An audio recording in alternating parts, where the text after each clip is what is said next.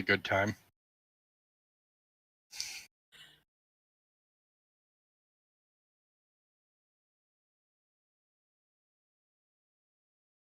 All right, we are live.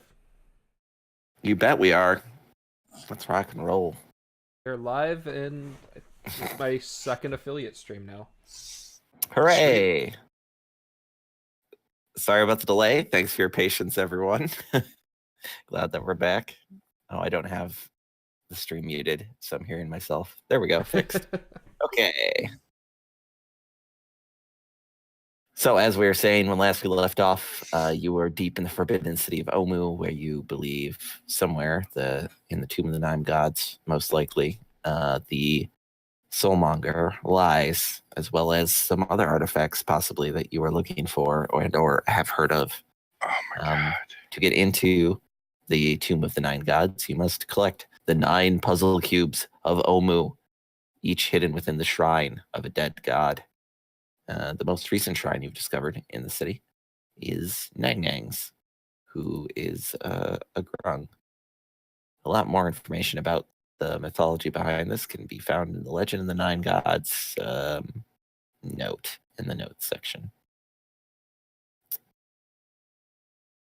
You had come upon this temple that's mostly flooded, but seems that like the shrine itself is like above water, but everything around it is certainly not. And you bribed the Grung, the small frog people, angry frog people outside, with a shiny shell and several gems to let you go inside, with the promise that you would not steal anything and that they would know. Let's put that to the test. On the map, just as a reminder, the ones that are like on the building are actually like on the roof, although I'm going to make most of these guys disappear as you enter into the building, of course.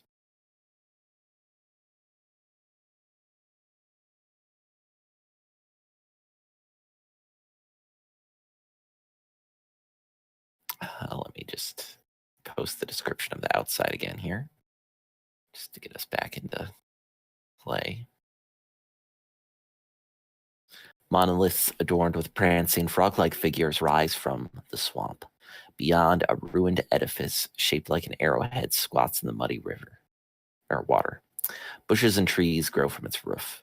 At the pointed front of the building, steps ascend to a stone door caked in slime, and it is presumably these steps you now ascend to open the door. Who's going first? I will. Who do you think's going first? The well-armored people? Shield at the ready. There doesn't look to be like any traps or tricks on the door, and presumably the Grung have come and gone before. Hey, what's the map name for this? Yang Yang Shrine.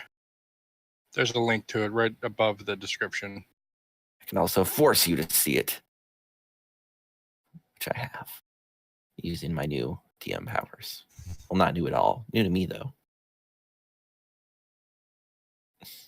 I'm sure I will see it someday. The hidden features that are very well documented if I just read the documentation. I do have a quick question before we get into this. Does anybody else here watch the DC TV shows on the CW? Yep. Yeah, but only when they come out on Netflix. Gotcha. So I see them behind at all times.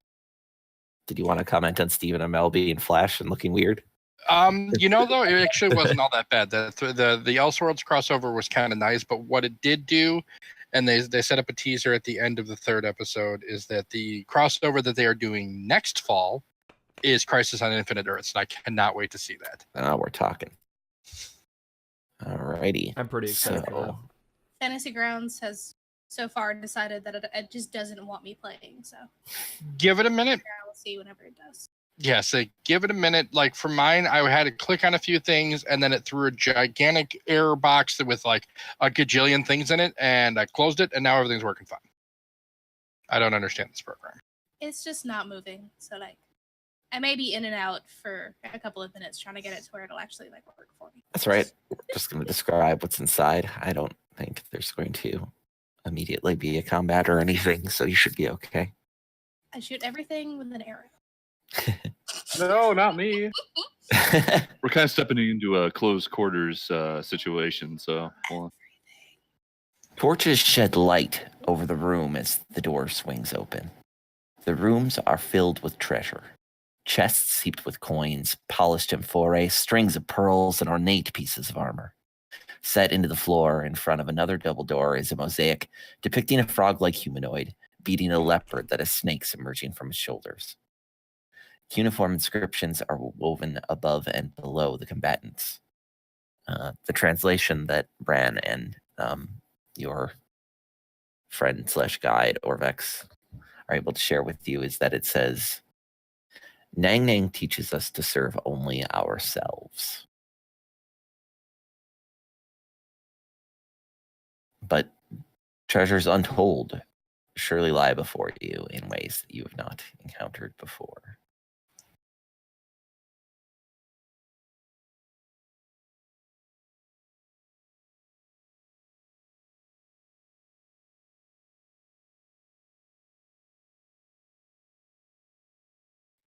Okay, I'll go and look at the leftmost, the left. Peek around the corner there.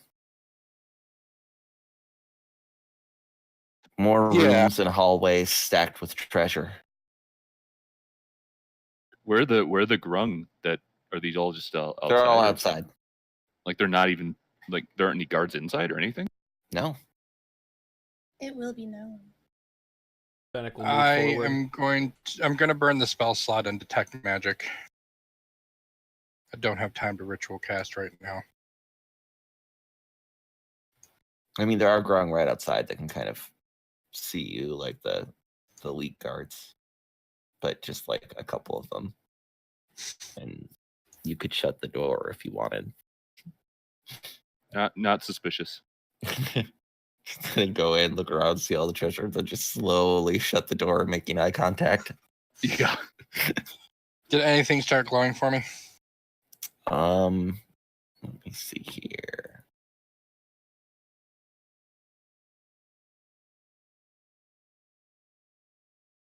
I'll send you a message on Fantasy Grounds. Oh, that's not good.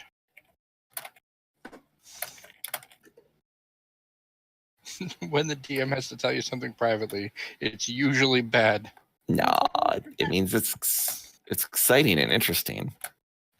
Because those aren't the same thing. In a bad way. Oh, God. But you're not L5C. Touch nothing.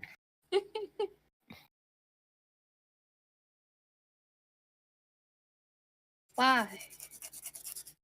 Everything in here, everything is enchanted. Well, that's just cheating. This is quite a bit of bounty to pay tribute to a god with. It's not real.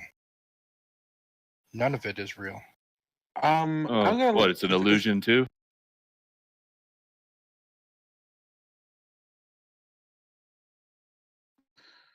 GP? I'm sure that there is real things here.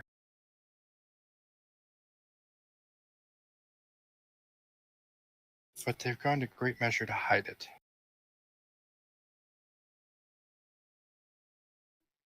I'm going to go look at the. Is that a dais in the middle where I'm standing?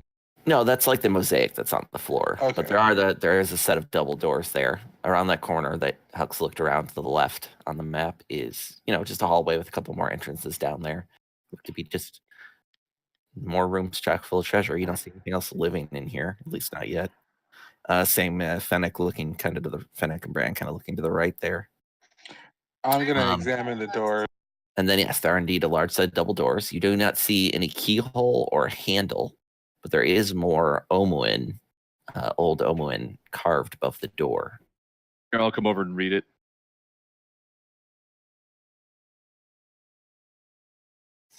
JP, is there any way for me to tell whether these are multiple instances or of illusion or a single spell? That's it's like it's kind of like a single. I mean, each thing is its own individual effect, but it's all coming from the same source. Does that make sense? Yes. It's not strictly like a spell, more of a magical effect. I would like to attempt to dispel it.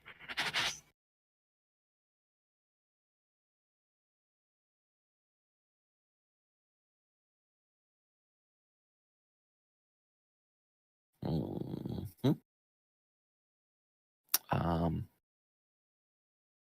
You'll also note, as everyone's looking at the doors, you'll also note, before I get to that, that there's divination magic around the doors. Right. And the old Omuin says, "Whoever among you is the richest, bring me your gifts." While I think about how dispel magic will work. Yes. You don't think you can dispel magic on everything. You could dispel magic on any one thing. So I couldn't do it to the source. You'd have to find the source, and you have not. I'm yet. willing to take the time to do that. Yeah. It's not in here. I assume that would be You'll know it when you see it. okay. Until I say otherwise, touch nothing but the floor. Fennec's gonna go explore this other little path. Mind every step and careful to keep your balance. I'm going to examine the double doors closer to see if I see anything like maybe an opening mechanism that's really well hidden. Make an investigation check this time. It's usually perception, but not this time.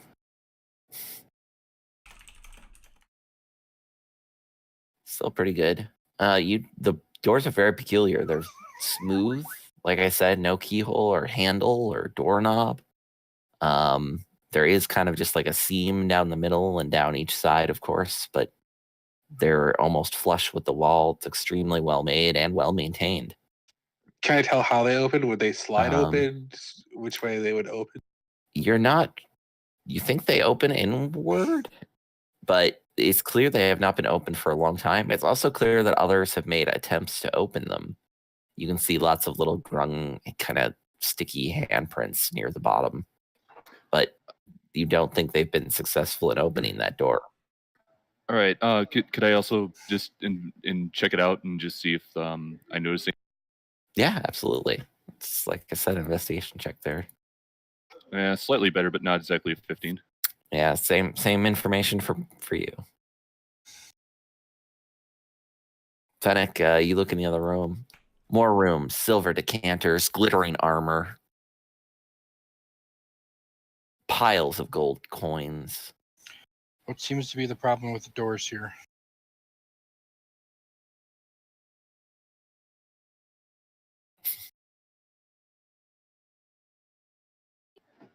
Does no one know? What were you asking? You're asking about the door that I'm looking at? What seems to be the problem with these doors here? Why have we not been able to open them? Well, there's no obvious way to open them, but there is something about leaving a tribute, perhaps on this. Wait, sorry, JP, you said that was like a dais, No, sorry, you it's said like it was a like something mosaic on the floor. Yeah. Okay, yeah. so it's not a pedestal of any kind. No, that's the mosaic that's the poorly represented mosaic of Neg Nang fighting the thing with the frog person fighting the leopard with snakes on his back. Right.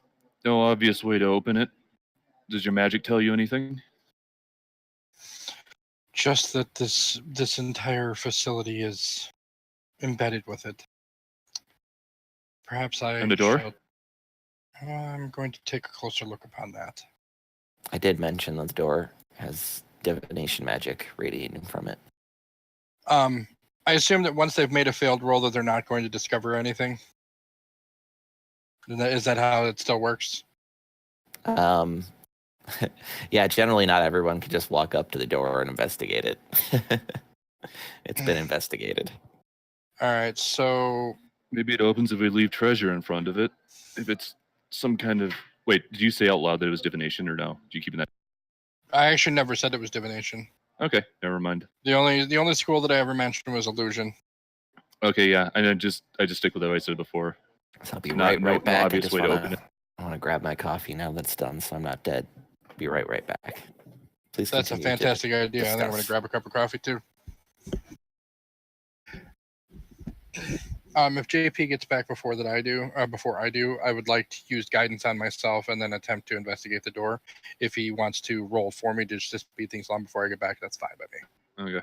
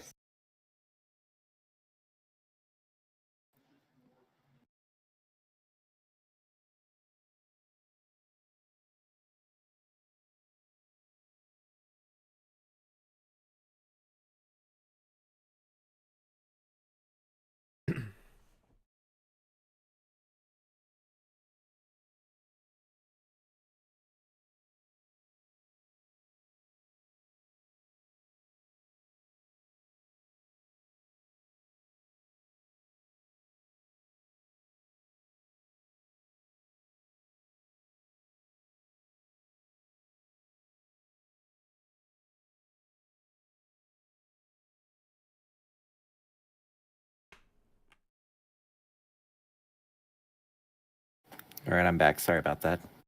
It's highly necessary. Good. All right, so Jay said that he wanted Balasar to cast guidance and then perform an investigation check on the door, Oh, okay. and that you could roll. Fair enough. Yeah, that's fine. I can roll poorly, unfortunately. Even with an extra D4. 11. Oh, I thought Balasar it- finds the same stuff. I Or thought it did you gave mean him cast on someone else? No, it gives guidance gives an extra D4. Well, jeez. Whoa. Excuse me. Sorry.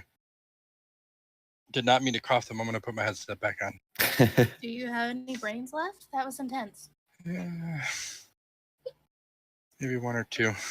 Did he have any brains to start? Ouch. Oh, One or two. I'm sorry, it was right there. So on in front of the door or on the mosaic near the door, does there look to be a place you could put offering? I got a jar of dirt. Yeah, like a tip jar. No. So I yielded an 8 on my investigation check. An 11 with the 3 from guidance. Goodness. Sorry, I rolled badly. Well, not badly, but below. Below. You average. rolled a 7. Yeah, you rolled badly. There are 6 numbers worse than that, though. Right, but there are 13 that are better. Yes, this is how numbers work. Good job, everyone. Yay, we got a math lesson. Like he definitely need to drink literally this rolled coffee. in the I'm very bottom pithy. 33% of the die. It's okay. I find it fun. I'm going to put take the trophy I have around my neck, Mm-hmm. which is just some drake claws, and push it against the door like, or hold it near the door. I guess I'm not touching it yet. Just like gesturing at the door with it. Yeah.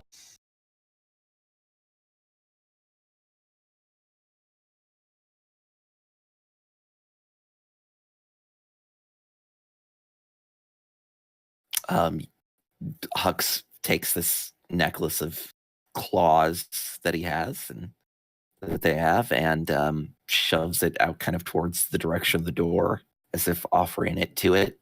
The door stares implacably back, Okay. blank, empty, and closed. Orvex, what do you know of this? Well, it is quite impressive, but I believe you when you say it is illusion. I also would share that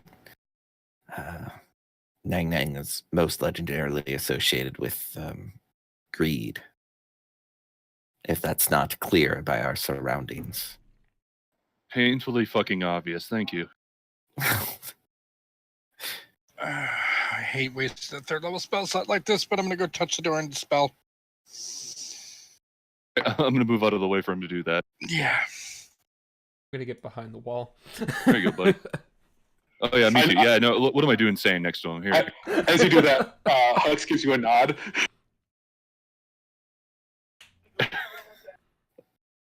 Jay, make an Arcana check before you do that, please. Okay, at least this is something I'm good at.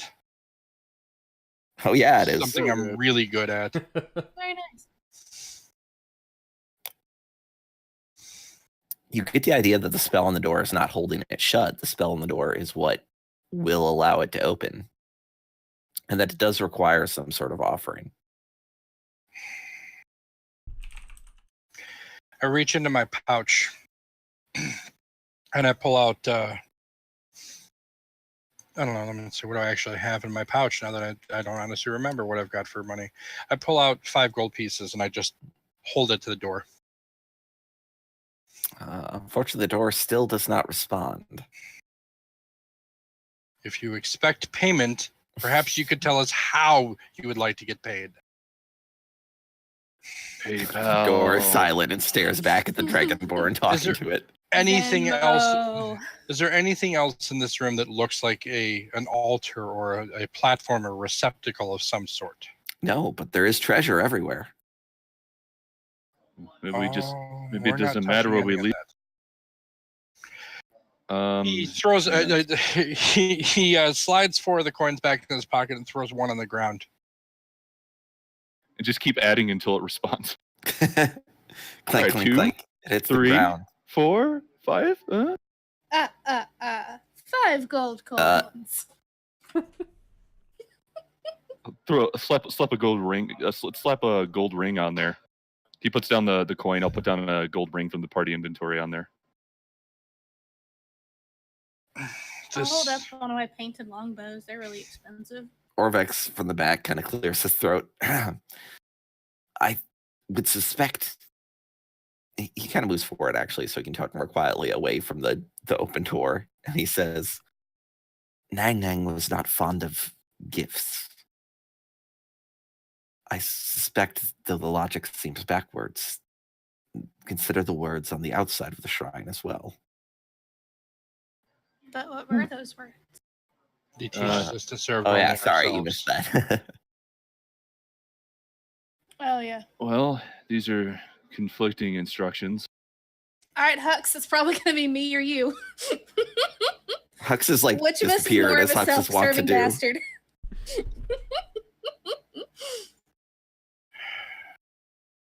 What a strange deity that expects avarice. We were specifically requested not to take any of the treasure, and yet that is the only way to pass through this door. Well, we weren't told not to take anything by the god himself, just the follow. Fine. The god herself, says Orvex. Yeah, Stand corrected. herself. Thank you. Yes, herself.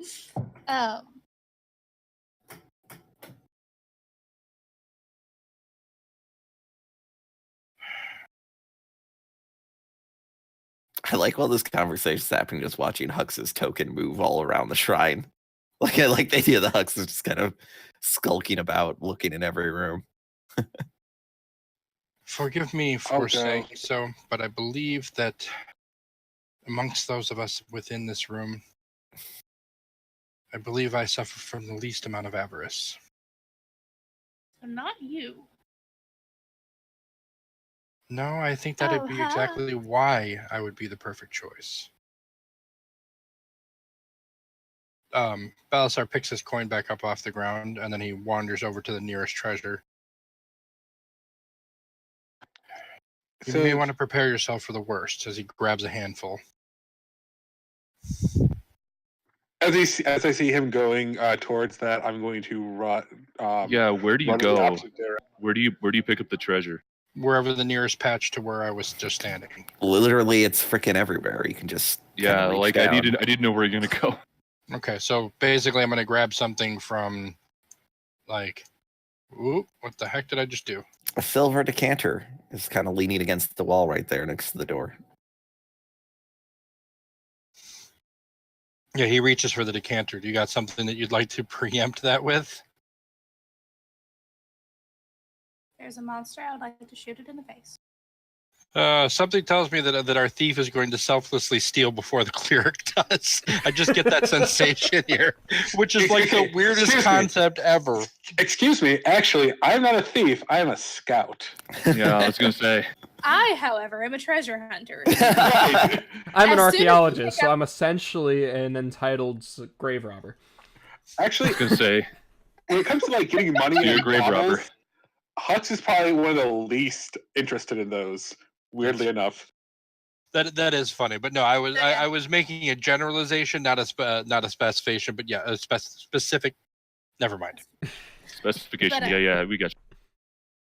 However, as soon as you pick up your thing, I'm gonna reach out and grab whatever like interesting shiny object is near me. Hopefully, it'll be a weapon because shiny pointy thing.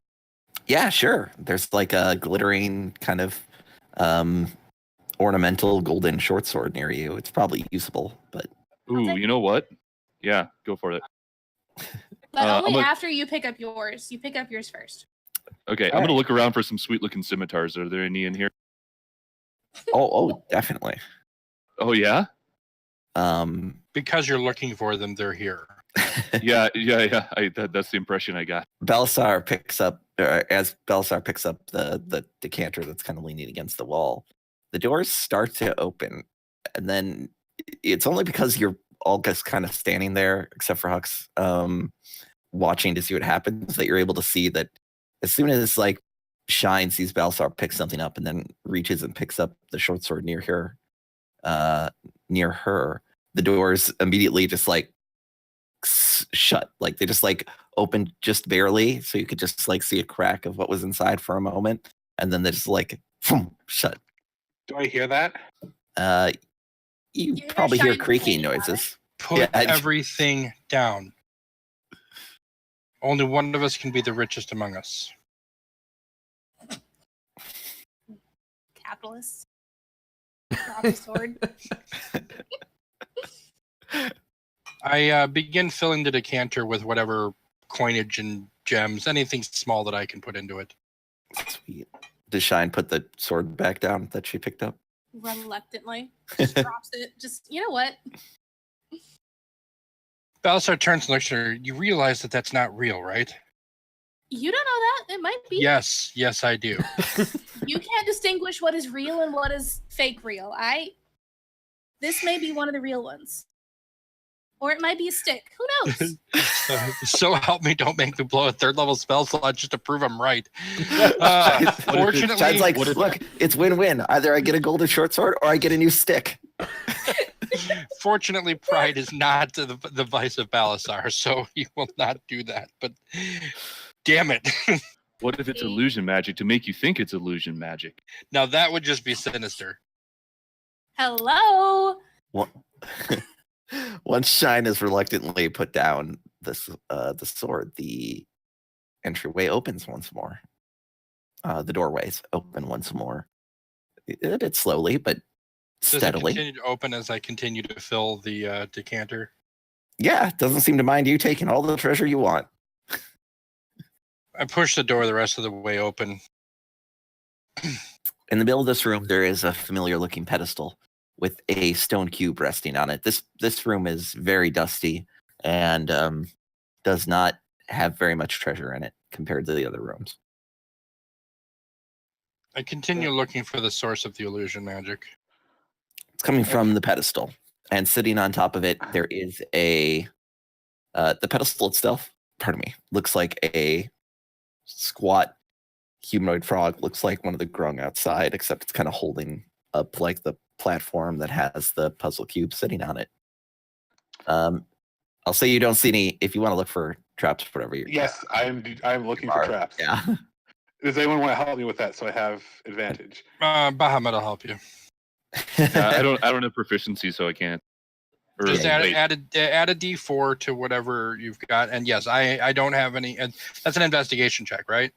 Yeah. Is anyone else? Shine is proficient. I just So, have the half proficiency. I am in perception. Yep.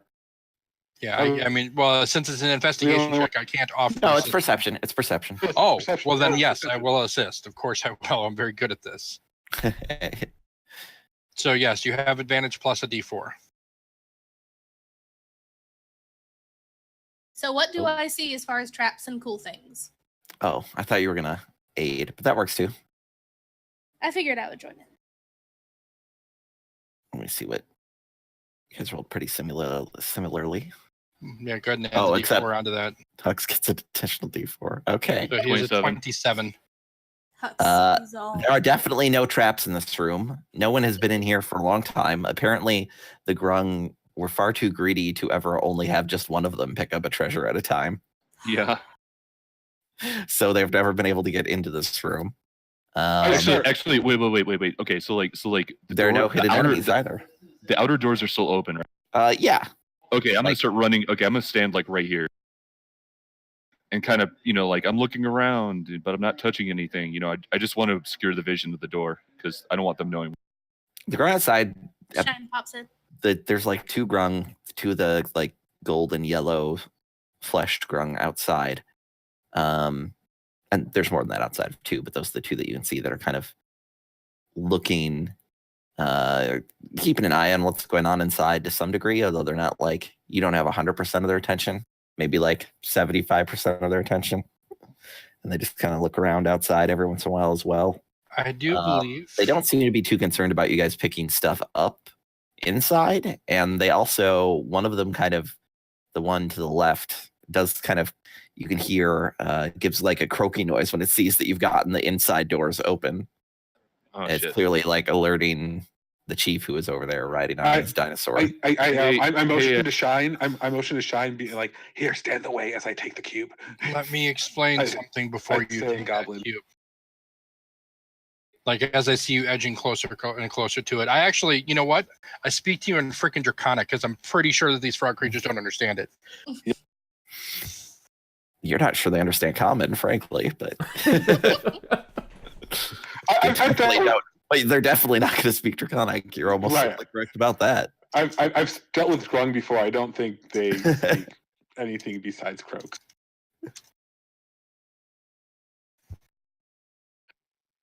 Shine's Okay. like, excuse me. I will not do that. Hiss, growled. You too. Apologies, madam. I simply wanted to make sure that our hosts were not privy to our conversation. Shine just kind of wanders around the room looking for something cool. Balasar actually kind of slowly wanders to each of the party members, including our guide, and just whispers to them the very simply this plan. We are going to have a fight on our hands. The moment that cube is removed, the illusion will end and all of this treasure will vanish. Our friends outside will have no choice but to assume that we took it. So we need to be prepared for this particular battle. So make sure we stay inside and make sure that we keep a good choke point. Well, there are more of them than there are of us. I say we try to do some kind of bottleneck. Yeah. with the doors. If we keep the so is exactly what I was thinking. Right. So I think you should be in front of maybe. Well, Yeah, absolutely. all right. I'm gonna move over here now. So Casual. yeah, I mean, which do we want to use the double doors as the choke point, or do we want to use the open door, like the open way, like here? I was thinking main doors with the stairs, Oh, like the entrance. okay. So the two Grung warriors that we can see are the ones that are like kind of paying attention to what we're doing. Yeah, that's right. The rest, well, they're paying more attention actually now that you've gotten the inner door open. And the one on the left definitely just has like a clear line of view as you currently have it, other than you guys in the way towards the back where Hudson's considering taking the cube. So Balasar continues whispering and says, "Everyone position themselves and be ready."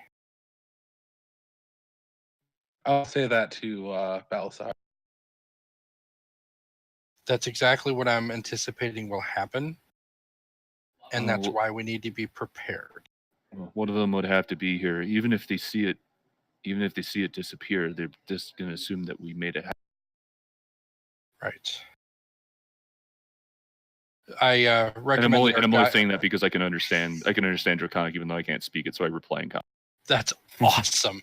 Bards are amazing. I do recommend to our guide that he retreats to the safety of the treasure room or the cube room. Oh, Orvex, yes. Yeah, Kwasha and Weed are also, although they're not currently able to coordinate with you, they kind of stayed outside, keeping a watch for like Yonki or whatever that might be coming. I think I have something for this. Hold on. Presumably, they should, get a hold of the situation. Anyway, Orvex quickly moves around the corner and conceals himself, actually. He's the sneaky boy. Sneaky boy. Not super sneaky, though. Who would win? Thanks, you sneaky boy. 30 froggy boys or one sneaky boy? Question Don't for forget ages. the Froggy Boys have their own Steggy Boy too. They do. Well, he's not a they- Stegosaurus, but yeah. Does. Is that thing big enough small enough to get in here if it comes to that? It could squeeze inside, yes. It is just barely small enough to fit, but large enough to be concerning.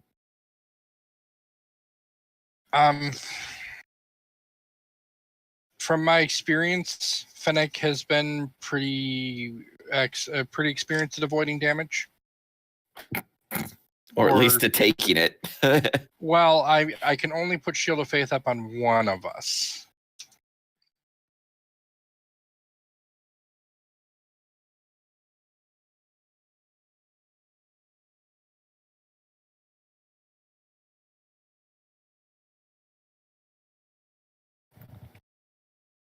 If you're asking if Fennec has the highest AC in the party, he does. Oh, wait a second. I appreciate the commitment to asking. If I'm concentrating on a spell, I can't cast any other ones, can I? You can cast other spells, but you can't cast any other concentration spells. Gotcha. So you And I can only have remember one that concentration I have spell feat going at a for this time. too. I just can't remember specifically what that feat does.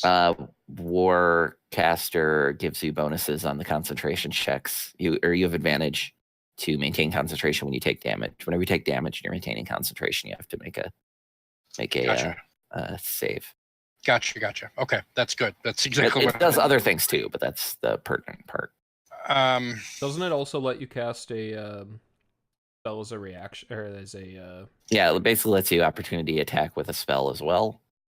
Assuming that I have my action available, yes. Your reaction, yeah, and it also lets you, perhaps most importantly, perform somatic components when you have a weapons or shield in one or both hands, so you can wield stuff and still. So Balasar reaches into his pouch and grabs his scroll case out, pulls out a small bit of parchment, and writes down some holy words upon it. And he says, "The time is now, friends." And he looks at Fennec and just as soon as he opens his hand, the paper evaporates or burns or whatever it does, and a shimmering like a shimmering sphere appears around Fennec for just a brief moment before disappearing. And at that point, he draws his he pulls his shield off his back, pulls his mace out of his belt, and says, "Let's go." At that, I take the cube.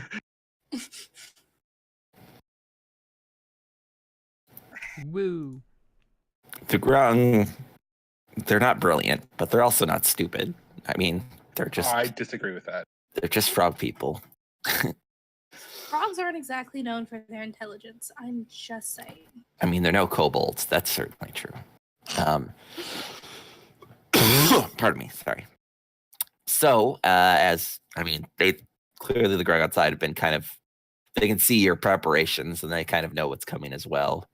They don't seem to be like massing outside as far as you can see, but also you can only see out a very short degree. Anyway, point is they're ready. Can I hold an action, or can I prepare an action and like hold it until things start? This is not a surprise round. Nobody's surprised by the situation at hand. Very well. Shine immediately looks around for anything that's left. As far as the shiny magic things go. Oh yeah, as Hux picks it up, indeed, all of the treasure in the room, you can see that it's not treasure at all. The gold coins become discs of tin. The silver decanters become just simple clay jugs, chipped in places. Glittering armor has become rusty scrap metal. Nothing in here is actually worth anything. Not anything significant, anyway. Told you it was still a stick. The short sword is indeed just like a stick. Yeah, and when I grab it, since I know there's no traps on it, I'm very sure there's not. It is just a quick motion of grab in a pouch, so I can knock an arrow. Let me add that to your inventory, though. I protect myself from poison. I just have a feeling. That's all. That's all. Oh no, that one's not concentration. No, it is not. Okay, so that's fine. It just proceeds, or it lasts for 1 hour. Did you apply? No, you didn't. My Shield of Faith armor class? No, because I can can't add apply that. that to somebody else. I can. Yes, you can. You can. It's just more complicated than you think, but not super complicated. You just control click on his token to target him, or you can drag it over to his name in the combat tracker. But don't try it now because I already put it on him. Oh, Gotcha. One last thing before combat starts. Is there a way I can drop prone? Yeah. Okay. Mostly because you have the athlete feet, so it's fine. Otherwise, I'd probably make you wait until your turn, but you can kind of do it on the same round that you grab the thing, the action that initiates combat, so to speak. Alrighty. Shine technically gets to react first. Nothing's really happened yet, Shine. Nobody's attacked, but clearly the Grung outside are agitated, to say the least, as Can Hux I picks up see? the item. Can I see Kawasha or Weed from where I'm standing? You can probably see Weed, but not Kawasha. I make a stone in front of Weed light up and turn red. Wow, that was good timing. Oh shit, things are You can wait. You'll have to wait for your turn to do that, I'm afraid. All right, well. I didn't realize it would enter into initiative yet. My apologies.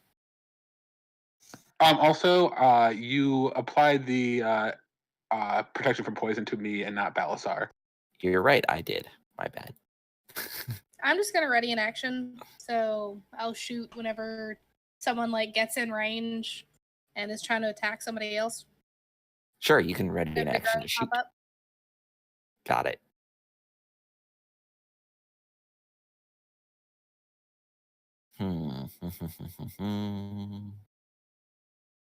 How high is the ceiling in here, JP? How high is the ceiling in here? Like including the doors that the doors that are right in front of us, like the entryway, all that. I believe they're 12 feet. 12 feet. Okay. Yeah, we'll go with that. That sounds correct.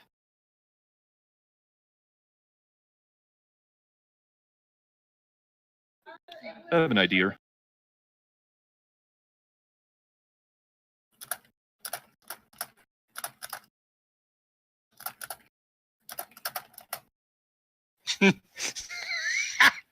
Right, and then Balasar gets to go. Actually, well, pretty well on initiative. Yeah, so I light up the stone in front of Weed. It's like a burning, like bright red, like notice me, senpai.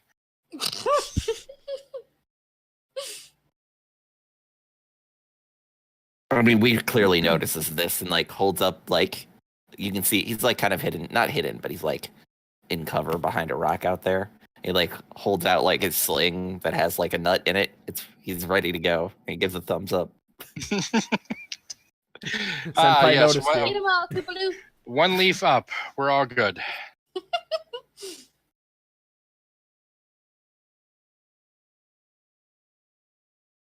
Yeah, when you made your comment about being perhaps the least full of avarice, I was like, yeah, Weed is outside.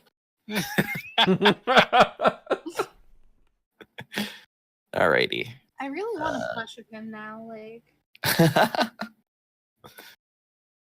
Are you done after that, Jay?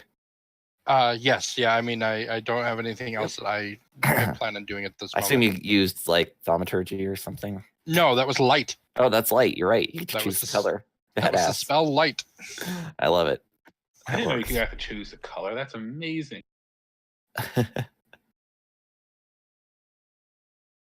I guess technically, yeah, it can be colored as you like. That's awesome. I didn't know that either. That's fun. You can throw some great raves. And it also does not require concentration, but that rock is going to glow for... Oh, wait a second. Hold on. Do you have to touch it? Yes, which means I have to actually throw something out there then. That's fine. You can do that. Yeah, so I pick up one of the I pick up one of the worthless quote unquote treasures. I light it up in red and then I throw it out the door as far as I can throw it. Try to skip it. Yeah, try to skip it over the frogs. Well, past the frogs, really, because there's an open... I honestly don't even know what the throw check is. You don't have to make a check to just chuck a glowing coin out the door. It's okay. Athletics DC 20 to throw something. Yeah. You're not like aiming at anything. You're just chucking it out there. Yeah, so, yeah. I did in his direction. Just want him to see it, and believe me, that's going to be the brightest red coin you've ever seen. That doesn't really require a check. You're okay there. Okay, so end result is still the same though. The Weed gets the message. Good. Oh yeah, and presumably Quasha does as well. He doesn't matter. Only Weed does. Actually, he matters quite a bit. His roots Yeah, are I going wanna to see come in what super handy right now. I want to see what he can do from there. It's got tricks. Thunderwave. Oh, Thunderwave would be ridiculous in water. Okay. For those new to this stream, this is Weed. Oh yes. Picture. He's a tiny plant person.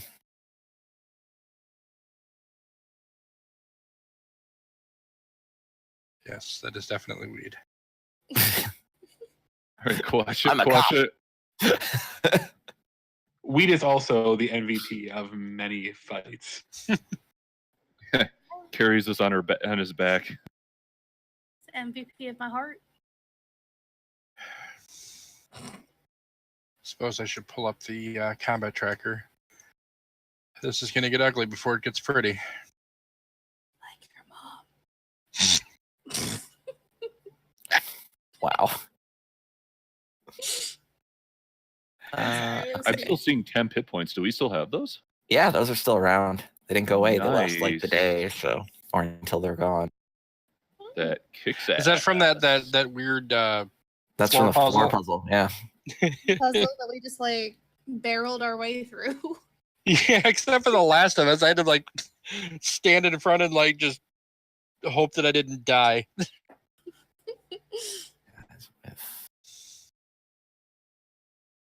All right. So of the two that were standing outside, the two grung that you can see, one is rushing in, and it kind of hurries up the stairs, and then as soon as it's reached the top of the stairs, it does something which you saw Grung do before.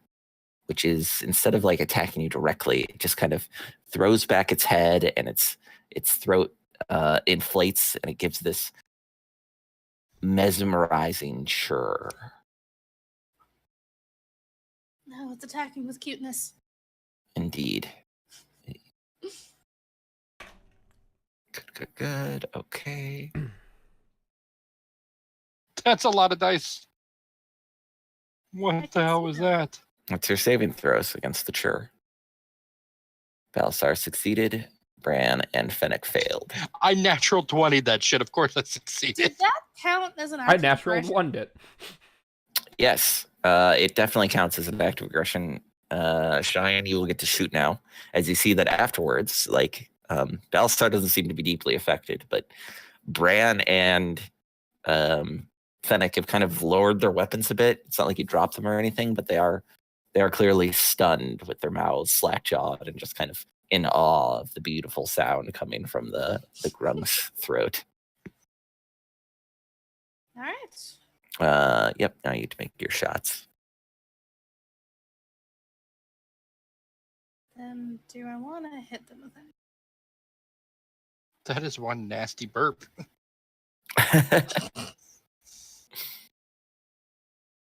It was beautiful. I don't know what you're talking about.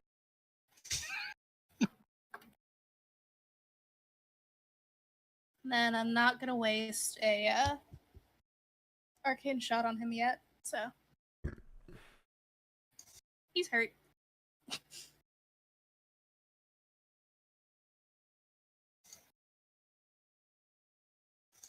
Next person's turn. No problem. It's Are you just sure checking something? Shine, are you sure you should only have a +4 to hit? That seems low. It does seem low. It seems like it should be much higher, and it is much higher. Why It's a is it? +9 to hit. It's a +4. Oh, that was +4 to damage. That makes sense. Sort of damage. Oh, whoops. Okay. Yeah, Plus my 9. bad. Yep. I appreciate that, but Yeah, definitely much higher. +9. Archer fighters, archers are fun. they get a big bonus. They don't miss very often. But when they do, it's hilarious. Alrighty. That guy went. Now this guy.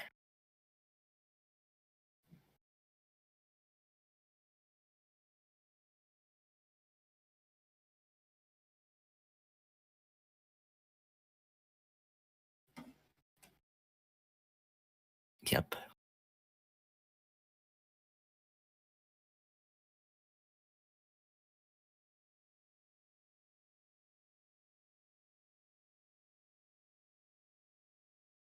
So Shine fires off a few arrows which strike into the grung that let off the sound. The sound cuts off, but Fennec and Bran are still stunned, and as Fennec is standing there stunned, he feels a short bow, an arrow from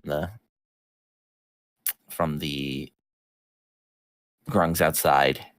The yellow skinned grung outside fires off an arrow. It kind of strikes you in the thigh, but it mostly glances off your armor. It just goes patang, but it leaves a small cut, just superficial damage.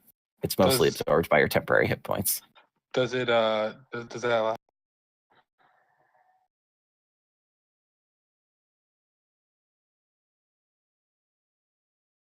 You can feel that the arrow was poisoned as well, and it just barely manages to actually injure you. The pain is distant, but you are still stunned. Does That's what that you were gonna actually ask, Alex. cause a new? Yeah, I was going to say, does that actually make a new saving throw or no? Nope. That's stupid. I am very.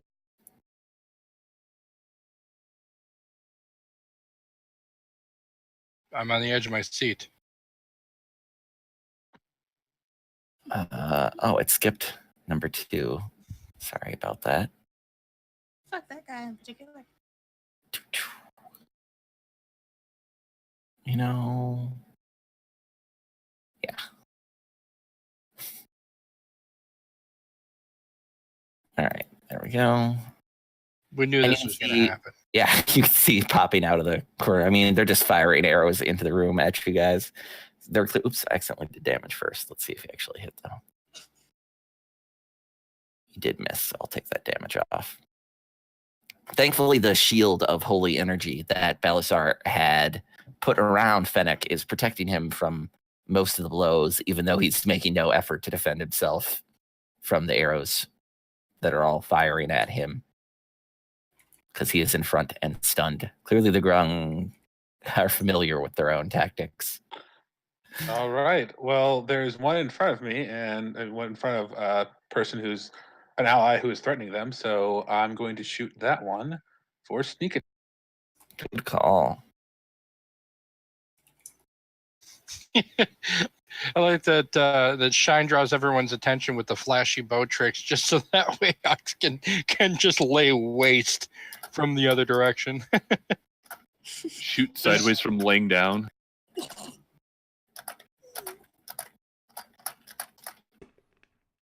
I fight from bed.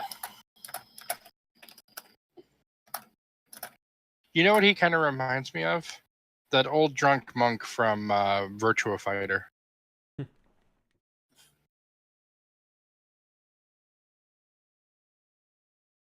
I just realized how badly I just dated myself there. I remember Virtua Fighter once upon a time. I do too. Yeah, and I think the old drunk guy was actually probably from Virtua Fighter 2. Okay. Yeah, pretty sure it was Virtua Fighter 2. I remember the guy you're talking about. He lies down a lot. Yeah. Yeah, pretty much all of his combos end up with him on his ass. I'm forgetting the character's name, but there was the Drunken Master character in. Oh, remind me. When do I do Dead or Alive damage? also. I put the effect of the sneak attack on there, but where's the actual damage? The damage roll On your action. actions tab. Yeah, you go to the actions tab, you grab the damage roll, and you apply it to the target. Okay, I think Actually, you're already targeting him, so yeah. You can just double click on Shortbow where it says 1d6 plus 4. It'll automatically add your sneak attack damage now that you applied that effect to yourself. Okay, I think it just I think I had that on there somewhere else on a hotkey and it got erased. Oh, yeah. I forgot you made a bunch of hotkeys to help. Hotkeys. Yeah, that's what those bars at the bottom are. You can put rolls that you make often down there. Oh. But they don't update when you level up. You have to manually update them.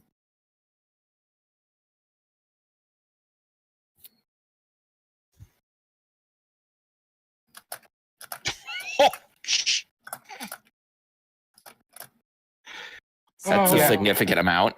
I shoot it right in its croaking throat. Yeah, That was 3 there's a damage sound off of of a max escaping roll. air like a deflating bagpipe as the arrow strikes the Grung right in the throat.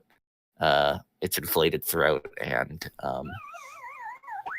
once again, Pac-Man perishes. It's even yellow. It doesn't die, however, but it is like bleeding thoroughly from the wound. So kind of staggers back against the wall. What I'm then going to do, if it's possible, it does look like it's a small kind of, not dais, but a small pedestal. But is there a possibility I could hide behind? Yes. Being small myself. You are small enough. If you're medium sized, probably not. But you are small. Maybe not. I mean, it's still a plus 10. Yeah. 14's still pretty good. I guess Anything else, Lux? No, that will be it. And I guess if their passive perception is less than 14, it's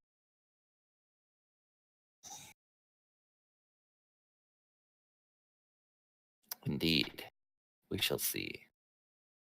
They're currently occupied with other things, so I'm not going to roll unless actually like one would intend to attack you if it could see you, or you're going to attack it. That's generally how I handle that, so I don't have to roll or compare every time. I guess I have to compare it because passive. Okay, let's see here. Orvex. Orvex has pulled out a hand crossbow, and he pokes out around, and he fires off a shot at that one that Hux just shot as well. Take him down.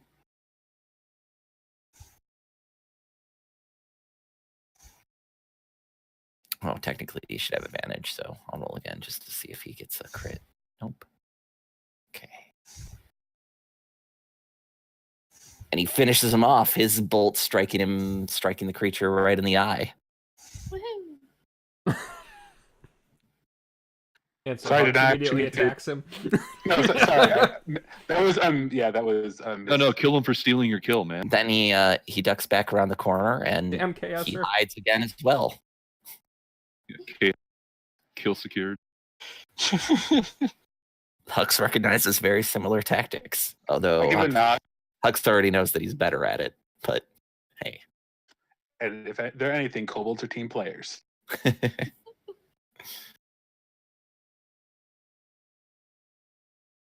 So yeah, I don't know if you can remove that hit from Akramas. oh, I missed that you. Yeah, I accidentally hit the wrong dice. No problem. Wait, what? You didn't hit the wrong person. Short You bow. you just shot an You did a attack. You hit, didn't but do any you didn't do damage. damage, so it's Yeah. fine. You're fine. Okay, I just don't want to. Yeah, you won't do damage to him unless you have him targeted still, and you don't. So you're what does okay. the stun effect actually do? Oh, stunned? You can't do shit. Sorry. A stunned creature is incapacitated, which means you can't move, can speak only falteringly. You automatically fail strength and dexterity saving throws, and attack rolls against you have advantage. Although you're not stunned, the other two are. I know. But it's not good. They do not automatically. You can still kind of defend yourself lightly. People don't get automatic crits against you when you're stunned. It's not a coup de grace condition, but Well, they do that's have good. advantage. That also explains on how it is that they or why it is they would have all targeted after the one guy. Right. that- That's why they were going for Fennec, because they could tell. They know what their ability does, so they could Gotcha. tell that he was standing in front and stunned. So they were the one he attacked, not you, or he was the one they attacked, not you. All right.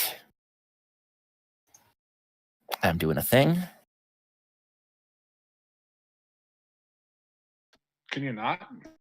That's cool. Just Mm. do your thing and just let me know when it's my turn to be stunned. Well, yeah.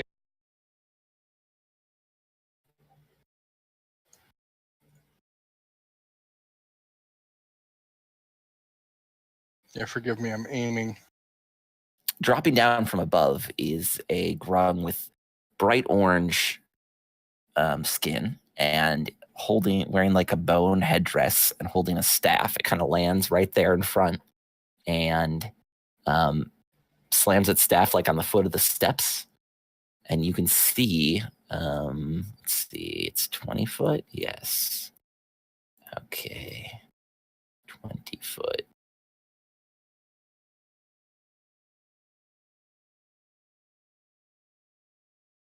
That's not on a box. It's not. you go. Area effects are on an They're on intersection. a corner. That's why I was saying that it Yeah. wasn't lined up right. Yeah, I was fixing it. I'm just debating whether he's going to put it here or here. Here actually makes more sense.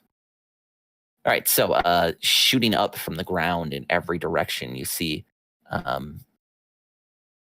brambles full of long spikes and wickedly curved thorns are just kind of growing out of every surface suddenly. Everywhere you see are dangerous spikes. The area is difficult terrain. If you move through it, every 5 feet you take, you will take damage.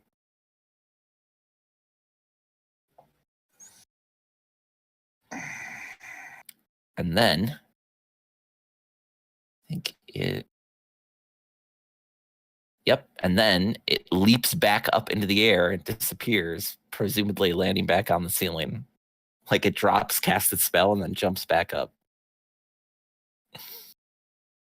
Almost all in the same motion. I'm just gonna leave that cone up there. I'll need it later. That's fine. That's very common in my other games where the spell people who have area effects just kind of have them available off to the side on the map. My windows got confused one moment. All right, Bran is stunned. Bran, you sway back and forth. You can still hear the beautiful frog music in your mind, at least. That's nice. All right, yeah. Do you get any do you saving get throw or pissed? anything at the end to try and get out of it? No, but it goes away at the end of that creature's next turn. It only lasts one round. That creature's dead. Yep. But it still lasts until the end of when its turn would be. The effect doesn't go away because it's not like a concentration spell. Okay. It's an effect that took place. You got hit by the mystic burp. I sure did. Well, I don't see any reason for this not to happen. Oh no. Of course. Get him! Slap the shit out of him. Thunk! The nut to hits go, the grung Weed. outside directly in the back of the head. Way to go, Weed. Is that a police? Cheers, I'm calling the for our weed. hero. Nice. Weed MVP. Gotta make that a hashtag trending on Twitter right now. You know, it's sad. It probably would trend, just not for the reasons why people think that it would. Truth. Yeah. All right, we're back around to Shine. Next round. Let's see.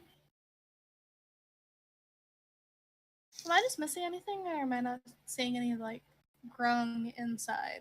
There are no grung inside. They're all outside shooting arrows at you. Okay. Can I hit that guy? I mean, they're definitely all within range. However, they're all kind of in. Yeah, use an They're arrow to draw a pointer from your one corner to the corner where they're at, and if it passes through a wall, then no. I mean, but also Shine uses a longbow. Like, it's got 120-foot short range or something crazy. Yeah, like that. no, it's not the distance that's Yeah. the issue. It's the Oh, line it's of the sight. size. Yeah. You can't see them all, but they are in half cover, I believe, at least. Actually, they're in 3/4 cover around the corners there, so they will have a +5 to their AC. Which for you just means that it makes the shot moderately difficult. Let's see if I can shoot this guy. So don't target. Yeah, when you do that, just wait until. I mean, that's still gonna hit. Okay. Yeah, unless their AC is 20, that's Yeah. gonna hit. So And yeah. if their AC is 20, then we've already lost this fight, guys. You are not Yeah, wrong. 20 is doable for you guys at your level. It'd just be Not a hard. whole pack Not, of these. yeah, not for 12 of them. That's true. That's true. It kind of depends on what their saves are like, but yeah. First arrow streaks out, Shine returns the volley. Now, which one do I have? It's the psychic damage, right? For my arcane shot? The ones that you have are the psychic damage or the poison damage. And presumably you want to use psychic. You would guess that these guys, being poisonous, are probably immune or resistant to poison. Oh, I was thinking. sorry, that should have. So you're supposed to do that like before you roll the damage, but it's okay. I'll just roll the damage here for you quick. We gotta make sure. Unless you're doing this on the attack you're about to make. Is that your intention? I mean, I still can. I just can never remember which order I'm supposed to do all this in. So. No worries. Roll your Yeah. attack, then apply any effects that once you hit, then you can decide whether it's an arcane shot or not. Okay. And then you apply the effect to your damage. Anyway, I put 11 more damage on him, and he has to make a save against being blinded or something like blinded. Let's see. Wisdom saving throw, see further than 5 feet. And that's number 4, correct? Yes. Okay, wisdom saving throw. Here we go. 13, which I think is less than the DC. Let me see. It is exactly the DC, so it makes it. So it is. It can still see things, but it takes the extra damage still. All right, and then does 19 hit if it's at 3/4 cover? Yes, 19 still hits. Okay, cool. And then I'll end my turn there. Cool. I only gets one arcane shot. 2 more arrows as the first one strikes. Tendrils of blackness seek to reach up and cover the thing's vision, but it kind of rips it away with its free hand. No, he's good. Balsar. Balasar lets loose a guttural roar, raises his hammer high in the sky, slams it down to the ground, and dispels the effect that's among us. If it's 3rd level or below, it just goes away. Otherwise, I have to make a roll. You're gonna you know it's not a spell effect, so that's not going to work. What do you mean it's not a spell? I watched him cast a spell. What does he mean? Oh, the spike growth. I'm sorry, I Yeah. misunderstood. I thought you meant the stun. No, My bad. no, Sorry, the I shit on the misunderstood. ground. I'm making it go away. Yes, that definitely works. The thorns just kind of dissipate and quickly decay into dust as arcane mixture of kind of arcane and holy energy rolls out from Belisar, tearing the magic to pieces. And then I will step forward into the doorway, Nice. blocking Fennec. Good stuff.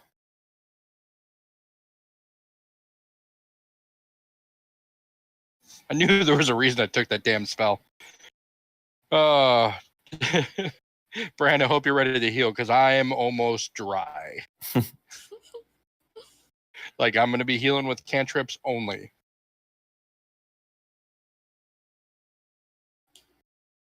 I have an idea what to do. It's not healing.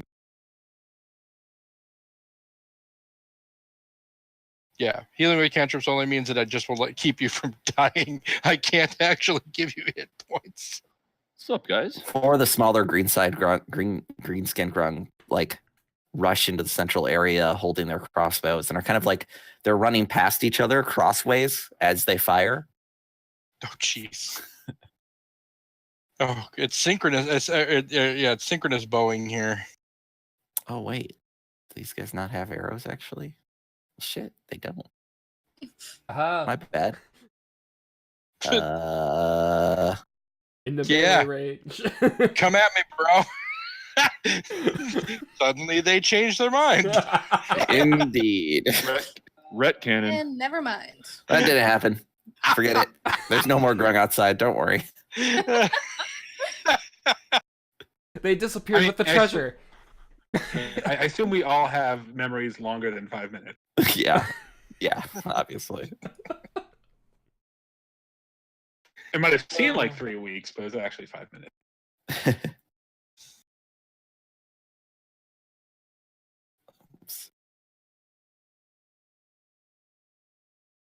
Tell me that asshole's going to drop down and cast the freaking spell again. No, this is actually Kwasha. Oh, thank Contemplating goodness. him doing a thing.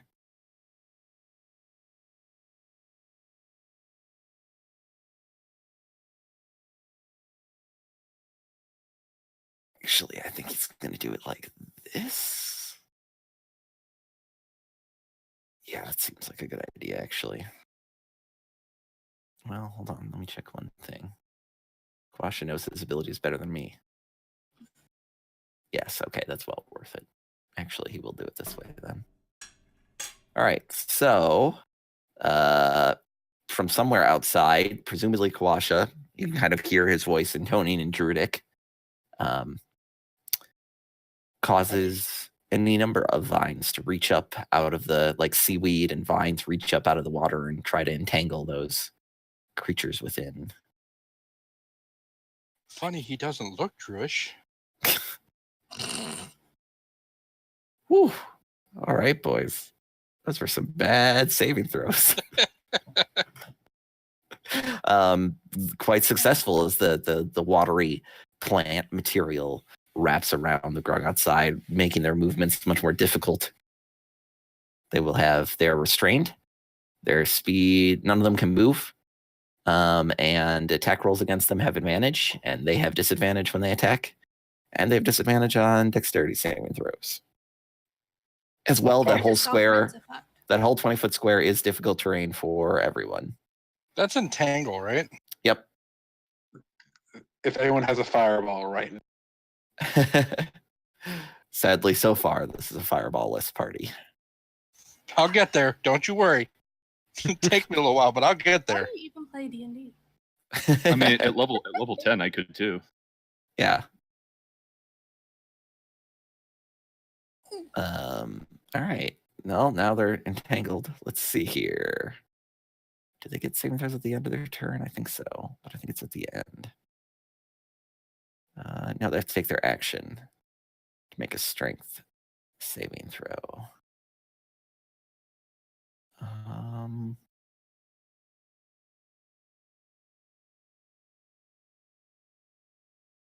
Yeah, I guess that's what they'll do this turn.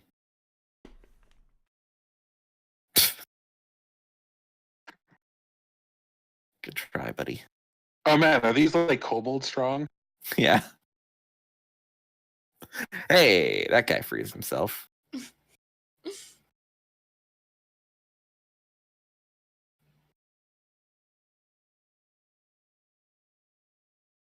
And this one. That one frees himself as well. Conditions. There we go. So 2 of them managed to free themselves. That's Grung Elite Warrior number 3. And also number 4 here. Tearing the vines off their limbs. There's still like vines whipping around everywhere. They're kind of in that water area, churning the water and making it difficult to move through, but they are no longer restrained. Grung Elite Warrior 2 is still restrained, however. So if I still shoot them, do I still have advantage, or did they lose? No, they lost that. Number 2, you'll still have advantage if you attack him. Or her, or them. By the way, I actually Frog found people. where in the damn book you can read about the status effects because I was not finding it anywhere in the combat section, and that's because it's not. Nope. Appendix A. Yeah. I usually just use a website that has them all. An SRD website Hey, that's all listed, frankly.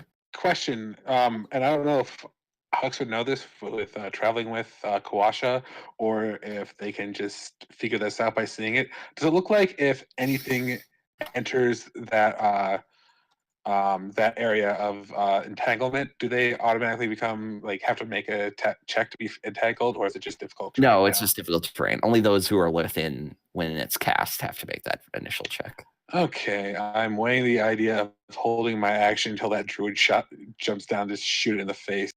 Oh, Nice. Poisoned is way worse than I thought it was. It's true. Yeah. Actually, God, no, number 4 doesn't look that good, so I think I'm going to try and shoot him.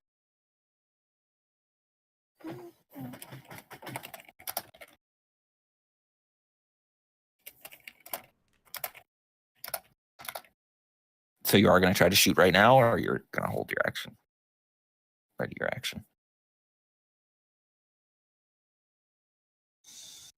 Just a sec.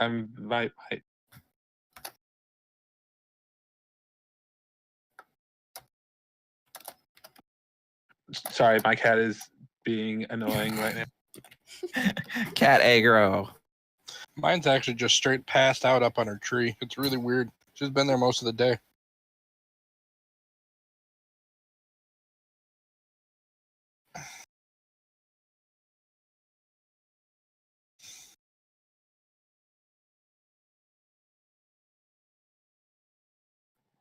So I don't understand why things are targeting from Balasar to me or anything like that. I'm trying to What are you get a trying target. to do?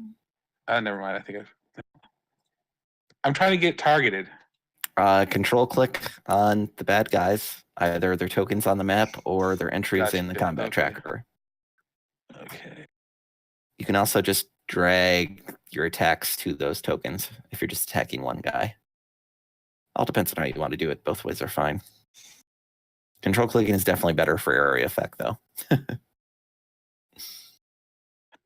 Okay. So if I pop out like this, does he get less cover now or not? If you pop out like what? Like I just moved Oh, over close. no, unless you're like out there, he's gonna have cover from you. Right, but is it 3/4 or is it half? I'm trying to find a No, way. it's still if I can move. 3/4. There's no Okay. way to get, Okay. They're Oh. literally hiding behind the pillars, so. Hold Technically, person got, honestly, it should technically be full cover. I'm being generous with the 3/4. Okay. whole person got Oh, a it's real lot- good. a lot better than it used to be. Yeah. It's nasty. In some ways. Yeah, I'm gonna move right there, and I think. Let's see. Yeah, I'm going to hold my action, and if another if any other enemy, specifically the druid, jumps down, I'm going to shoot it. Got it. Action ready.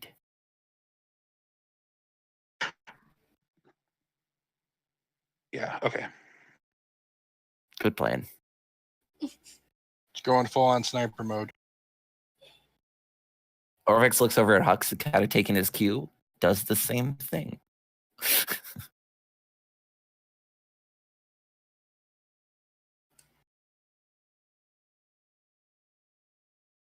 What is its passive perception? I ask as it jumps down.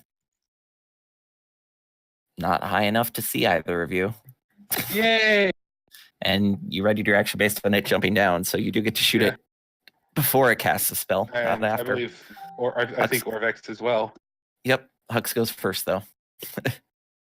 You do have advantage. You are hidden, so you will have sneak attack. I feel that this thing's going to get one shot. I feel like it's about to have a very bad day.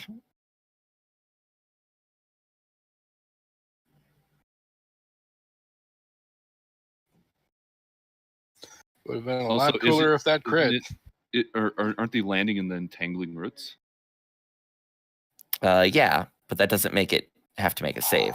It just counts as I see. difficult. I'll take that damage again. That 25. That was Oof. brilliant. It like Hux's shot hits it straight in the fucking heart as it lands, and it staggers a step backwards, clutching Take at it, it. Orvex. Yes. Come on, Orvex, finish Come it on, off. do Fuck it. 'em up. All he has to do is hit. You can do it, buddy.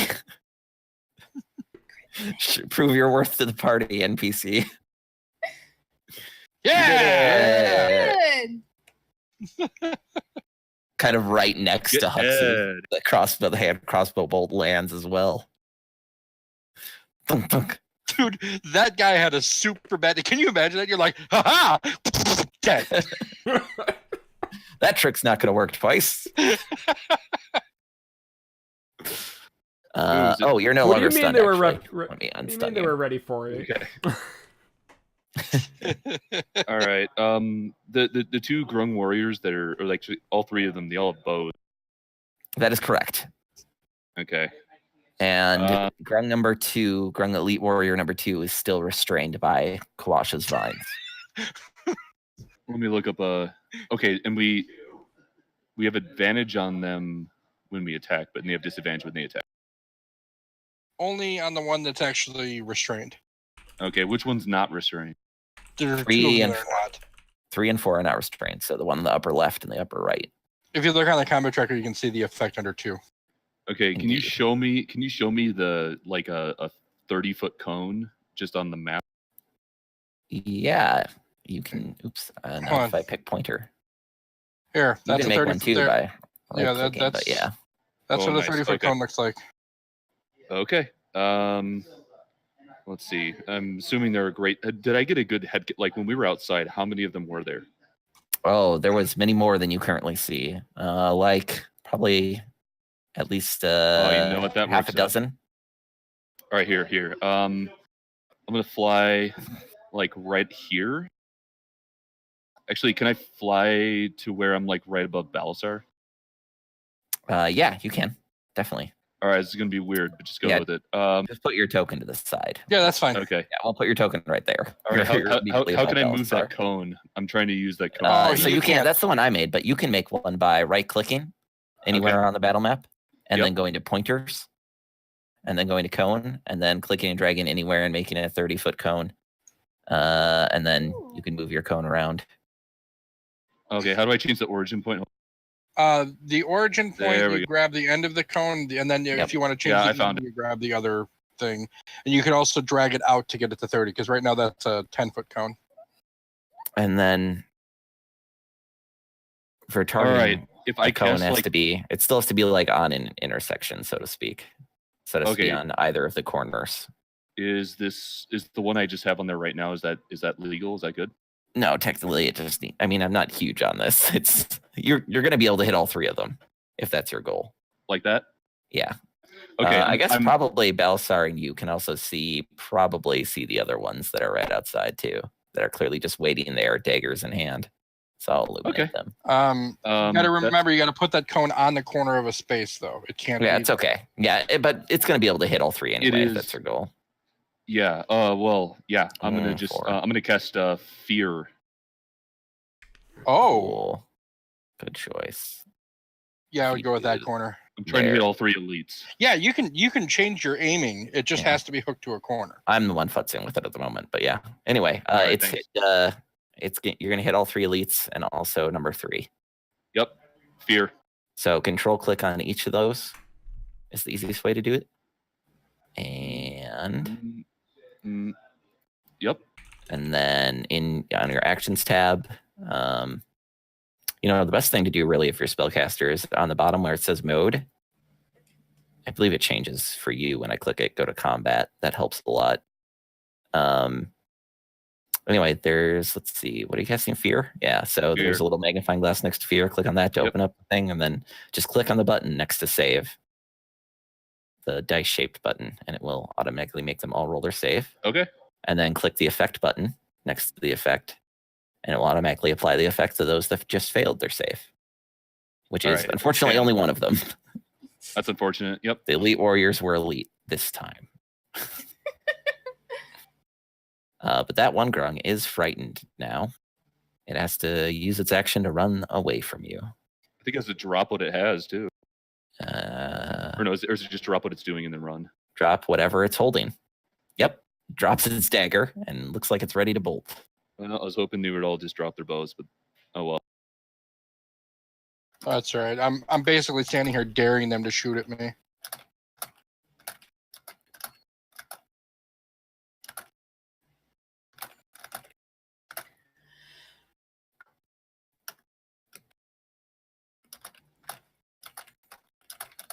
So where are you going to move after you finish your fear? Because you can't stay in my square.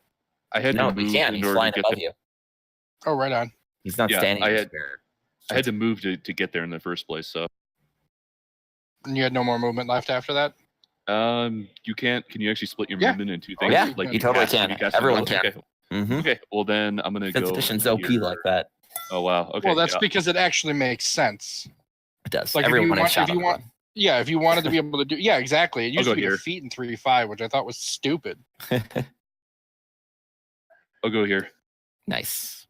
Cool. Okay.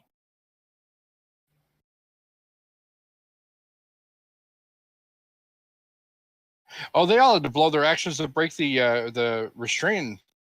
That's why they didn't shoot. That's why they didn't shoot. Mm-hmm. I was like, what the hell? They were like, should we shoot with disadvantage or should we try to break these vines? Weed lands another hit on that warrior. The one who's restrained now, conveniently, is also the one that's nearest to Weed. So get him, Weed. Although I think he'll scamper away and kind of out of sight over to where you knew Quasha was hanging out.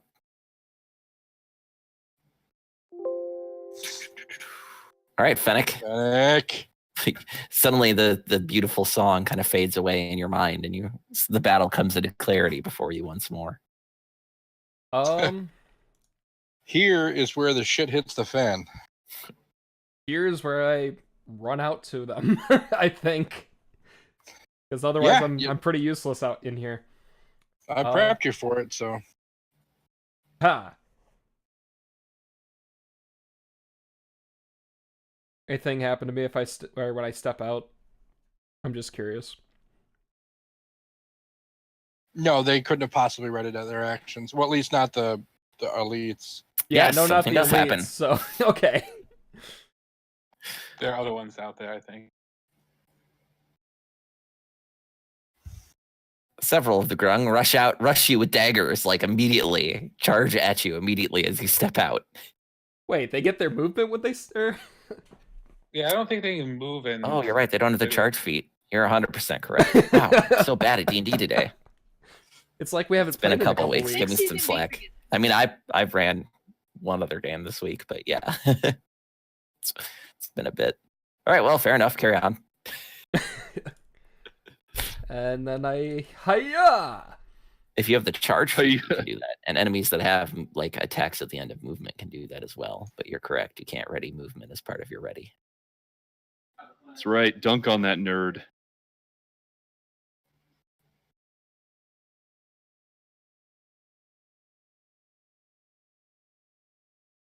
And then I'll take one step back so that I'm can't be surrounded too much.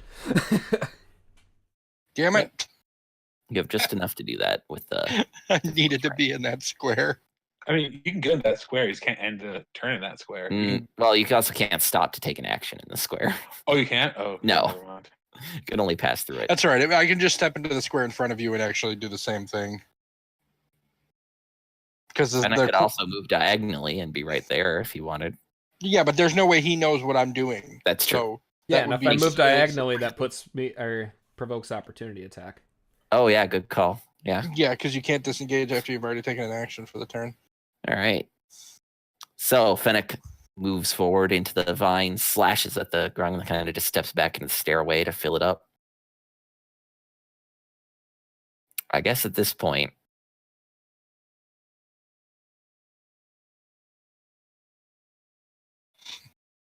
no. No, not steady. Well, that's not how it works. I had to remember its actual initiative count. All right, so we're back around to Shine again. Who will I shoot in the face next? Nice. Get him. I don't even see your token. Where did your token go? Oh, there it is. Way up there. Yeah. In the room with all the ranged attackers. Go get him, guys.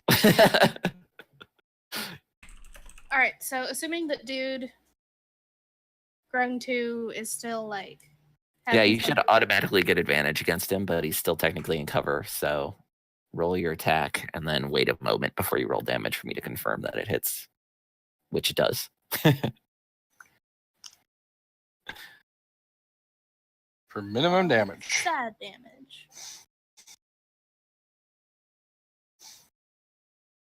That also would definitely hit then. Yeah. If it's above 20, you can assume it hits. Anybody else see that land on the 8 and then get stuck and flip over to the 2? Like it hit the 8 on the wall and then drop to the 2? I like the dice physics that they put into this game. I mean, it doesn't feel like a random. It makes a big difference. You know, I like Roll20 and all, but it doesn't. Roll20 doesn't do that, right? I don't think so. I think you just get. I honestly think that they actually programmed in dice physics instead of having it be a random number generator. Yeah, it's just an RNG and Roll20. It just goes whoop. I've got to figure out some way to get better damage.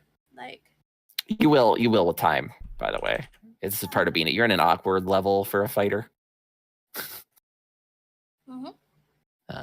Your damage will. I'm like a tween among freaking fighters right now. Like different classes are more or less powerful at different levels. It's interesting.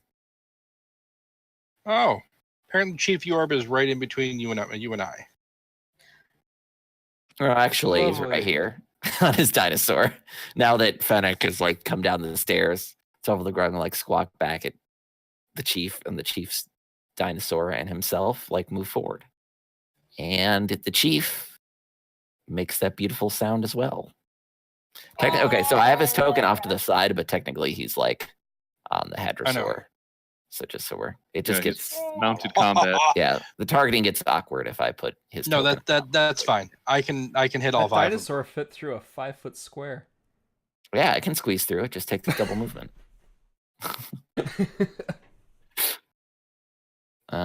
Here's what the dinosaur in Discord. I'm just gonna put an image so you can see better what kind of dinosaur it is. It's not a stegosaurus, it's a hadrosaur. Where is its face? That is its face. Oh. Man, like a weird face. That's a goofy looking nose. Hey, the dinosaur would say the same about you, bird boy. Yeah, well, guess what? I'm the one who has vicious mockery.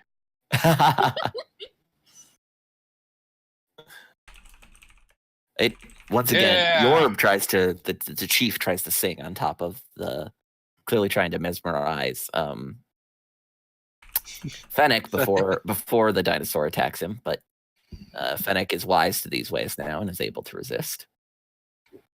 The hadrosaur swings its tail at him, except it attacked itself by mistake. Oh, good. It manages to just barely land a hit, but it is not quite as powerful as Steggy Boy. Really? Wow. Expected more. Well, fair enough. No, that sounds okay. see, 5, 10, 15, 20, 30. Yeah, that was its whole movement. Thought so. Cool. So, where in that large token do we consider the chief to be? It's like in the middle. I guess I have to put him on a square. So he's like on that square.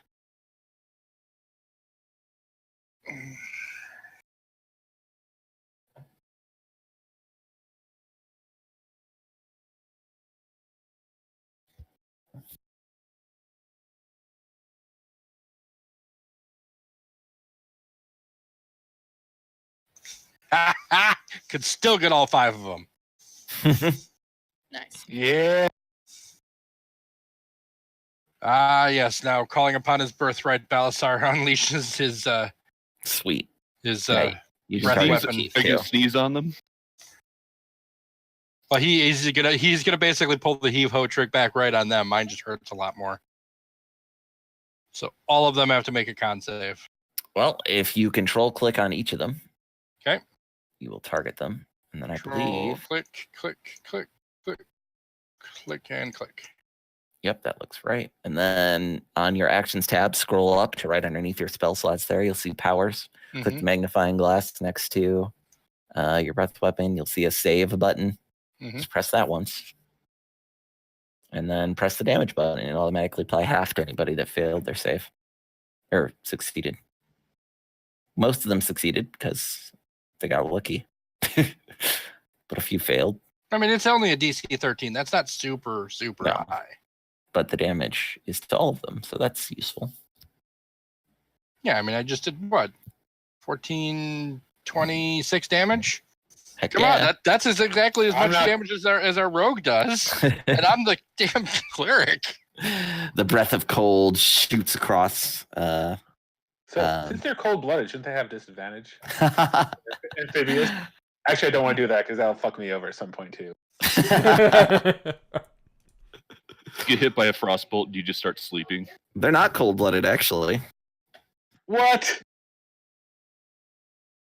And neither are most frogs, although they're kind of cold-blooded. It's complicated.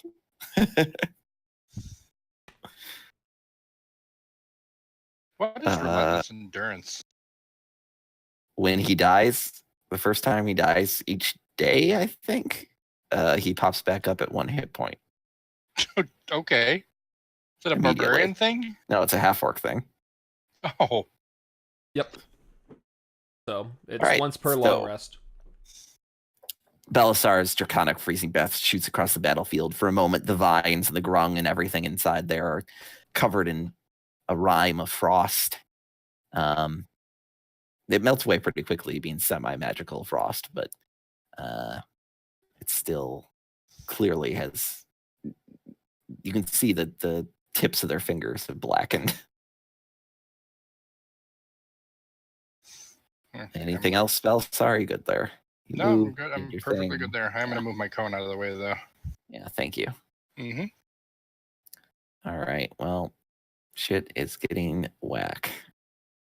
The sky. I don't think any of them are really going to do much except number 3 here. I think they'll back away a bit more. Some of them will back away. Some of them will. Number 3 has to run away. Frightened. Oh, number 3 is frightened. So yeah, he has to run away. So let me see here. Make him disappear as he gets out of sight. He's quite far away.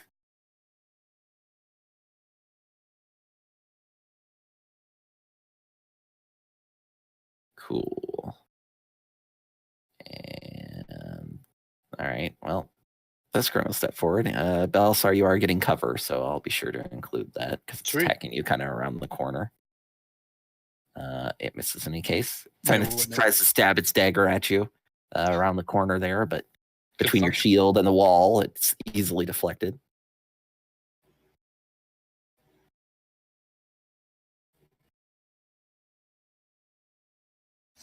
I think I might actually have a way to end this combat on my next turn. Yeah? Yeah, I think I do. Fireball. Quasha has had enough of this shit.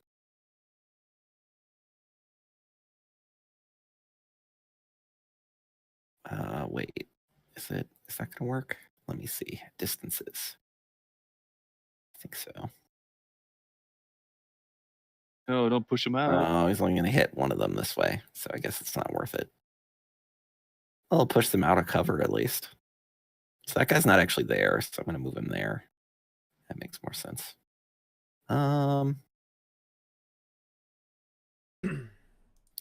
Just so he can hit the dinosaur as well. We'll do it this way.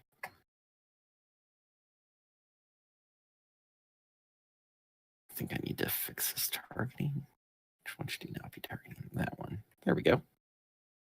All right, he'll drop a nice thunder wave here. Actually, you know what? 5, 10, 15, 20, 25, 30. Actually, he'll move over to there and just hit it with his staff. That's a better plan. The one that's still restrained. You see Quasha stalk across your field of vision. His skin is a bark, and his staff looks like it's been created into that thorny shillelagh that he wields. Thunk. As he smacks that grung right upside the head. Alrighty. So let me clear his targeting. This one will attempt to free itself once more.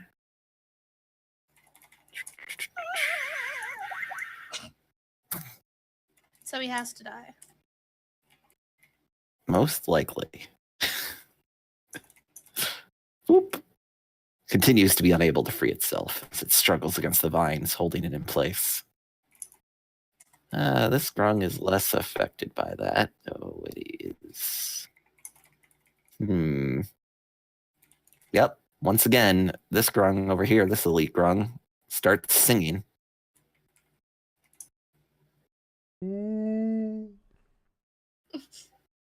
But Balsar and Fennec both succeed at resisting its siren call of the tiny frog person.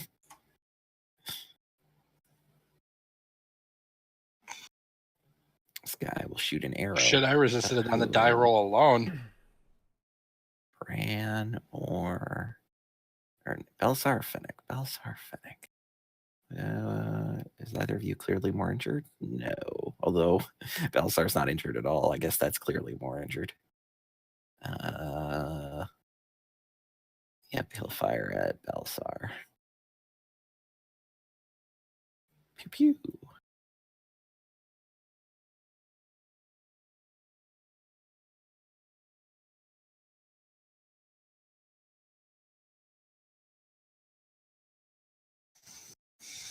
It automatically rolled your concentration save with advantage there. So your concentration did not fail, Belisar.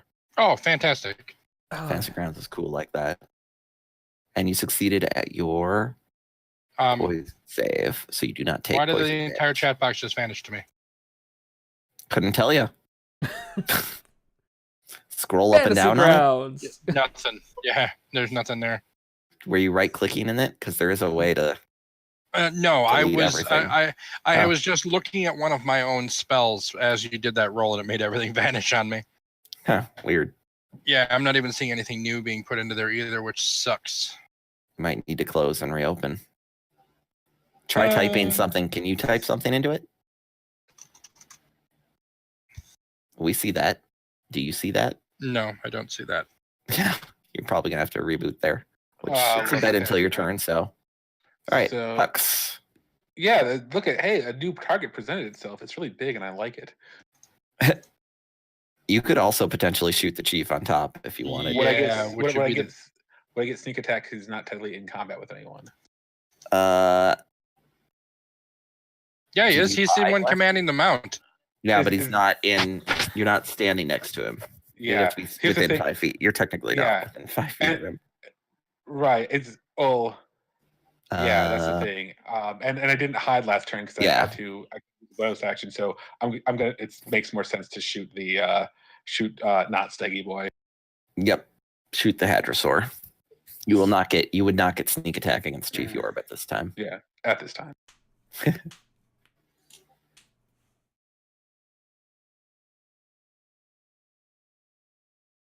By the way, I'm not 100% sure on how all that mount stuff is working out. I'm just going to run it that way for now, and I'll look it up after this session for future reference. I know how mounted combat works in general, but the positioning is kind of weird, and I hadn't had to consider that before. I would say that if Yorba can't as long as Yorba can't make close combat attacks, that's fine. Yeah, that makes sense. Did anybody else happen to catch the name of the stream this time? No. Oh my god. What does it say? Grung-eons and Shrines. Oh my god. Oh, that. I love it. You're so good at these stream names. I guess you had like a couple of weeks to think about it. Actually, I didn't think of it at first. I just threw up another Adventures in Omu. And then remembered that, oh yeah, we're fighting Grung in this one. Grung? Nice. Dungeon? Grung-eons.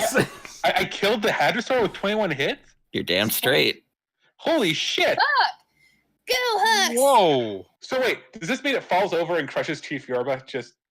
It does not crush him. Chief Yorba is able to like all his treasure and stuff that he had in his palanquin thing on top of it, like falls into the water on the side, and he leaps off not leaps off, but I'm keeping the token for the Hadrosaur on the map because it is now also difficult terrain. I'll make it just so that things don't get too confusing. I'll just make another box.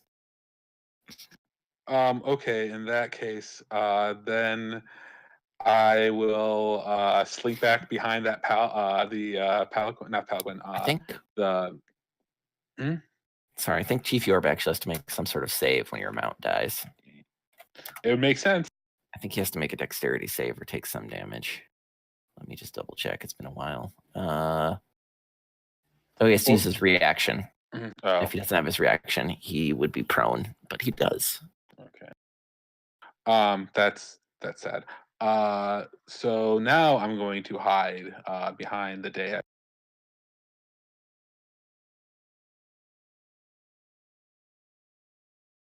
Come on. Apparently not. I mean, it still technically passes.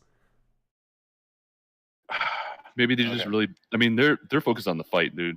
It's better than average. Just not better than average for Hux. Oh, that's something. Can you take that one instead? No, of course not. Okay, and that's my turn. And I would like to note the entire time I have not actually gotten up from prone if someone actually wants to try and take shots. Oh my gosh, you're just like crawling back and forth. That's beautiful. Yeah. We should make a button so you can apply prone to yourself. I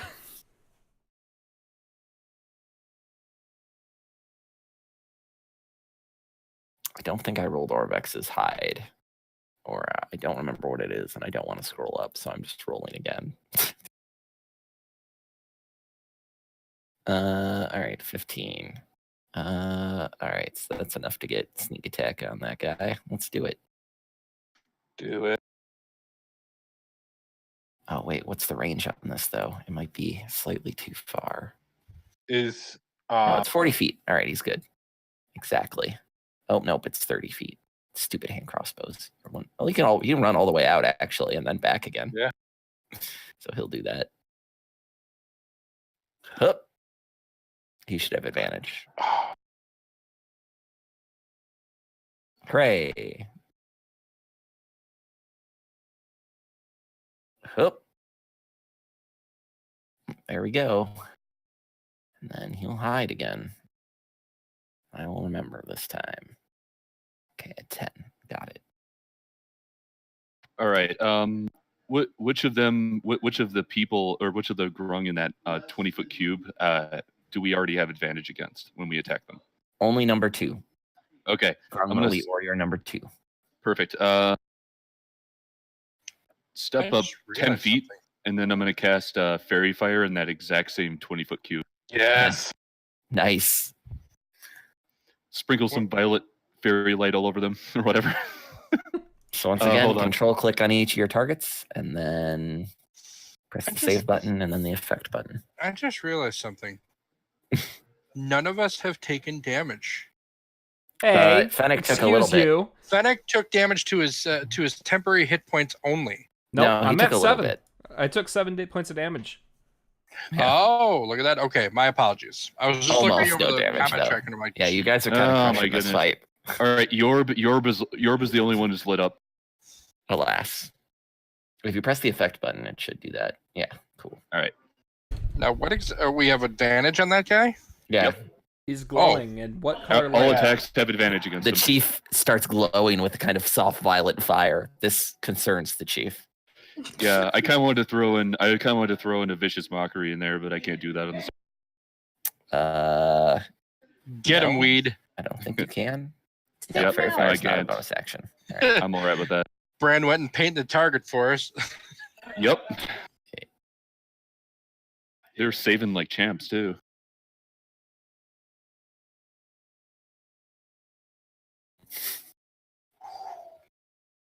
Thunk.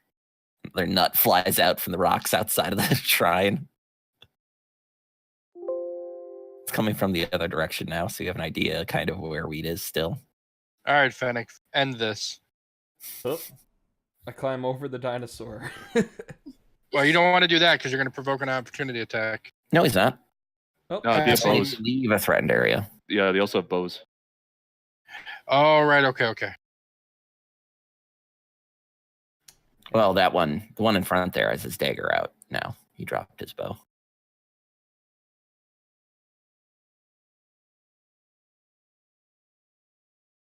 Oh, yeah, buddy. and Fennec I'm gonna- unleashes another series of Wait, long wait. sword attacks, chopping into the chief. Yeah, the chief. Action And surge. then an action search happens. Get it done. Crit. There's your crit. Yep. Nice. I was like, Take he's his gonna head. crit this round. I can feel it in my Yeah, bones. buddy. Fennec steps onto the corpse of the hadrosaur, slashes twice across Yorb's chest, and then efficiently beheads him. And then do more damage to Grung-2 with my last attack. Yeah, with like the backwards stab. Definitely. And then Dang, yo. Nice done. Nicely done. That I was think I can do one brilliant. thing still. Yep, and I mean, I'm no gonna use doubt my the fairy fire definitely set that up. I'm gonna use my I mean, bonus that's what it was action there to for. try and I'm glad at least he shove fit. Grung-3 5 feet back with my shield master. Oh gosh. Yes, you still have your bonus action to use. Wait, does an action surge, does it use your bonus action? It's well, no, action surge. Maybe. Nope, it doesn't. In fact, it gives you an extra bonus action. Serious? So he can do 2 different bonus actions? It's true. You can That's- shield dash twice. That's fantastic. Okay. Yeah. I'll shield bash. Grung Elite Warrior 3 first. Rolled a 12 on that. Oh, it's a shove thing, so it also has to make athletics. Grung 3? Yes. Okay. Athletics. It beat you. Okay. I'm gonna try again with my second Nice. bonus action. That's going to be a lot harder. It did not beat you. Gets knocked 5 feet back. You can also see that there are more Grung in several many directions now that you're out there, Fennec. Yeah. These are all but Grung with daggers. he but- just flat Yeah. murdered their chief in one round. Oh, no doubt about it. And in less than 6 seconds, the dinosaur and the chief just got murdered. Can So I use hopefully a free action to have a blood curdling scream as an intimidation check? Hell yeah. Ah! Oh, fortunately, Fennec coughs in the middle of it. No, you just yell with your you don't really yell with your whole like your stomach. You just kind of yell like ah. I don't know. Actually, you should just narrate it. Never mind. it's the worst time to have your voice crack, I'll tell you. Shine. Second puberty. I don't know. Alright, let's see if we can take out that other elite Grung.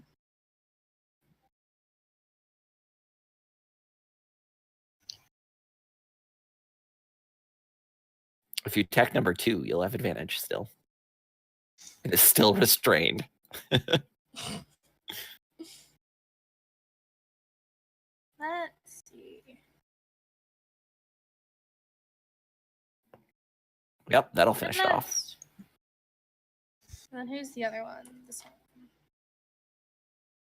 I can't see him, can I? Which one? Since he's outside. Elite You can 3. see. You cannot see Elite 3. That is correct. You can see Elite 4. Or normal Grung 4. That's gonna take out.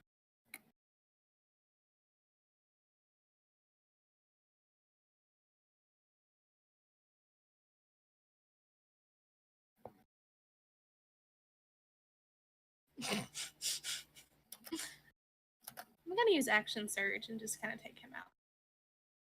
Nice. Both.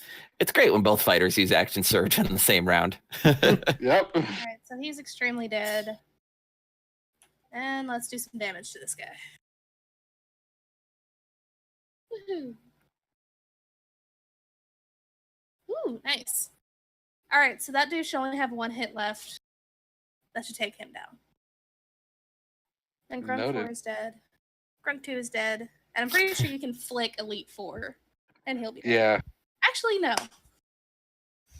Oh, wait, no. You're going to apply your Mystic Shot to him. I kind of want to just go ahead and use the Arcane Shot. I mean, it comes back at a short rest, so.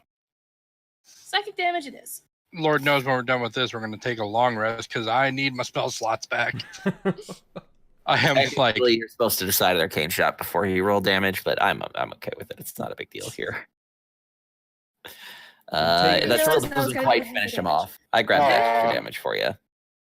No. But Dang it does it. also have to make a Wisdom save. Hold on. Or be blinded.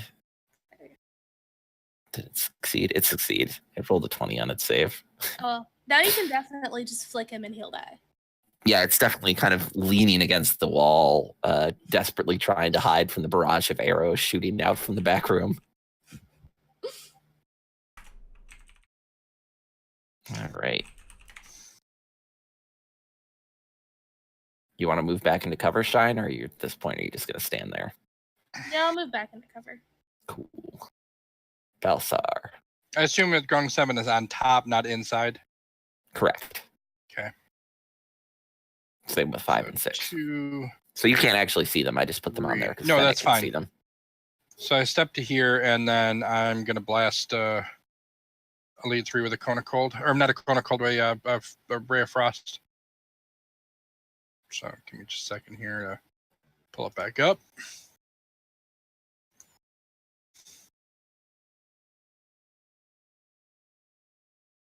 No, I'm not.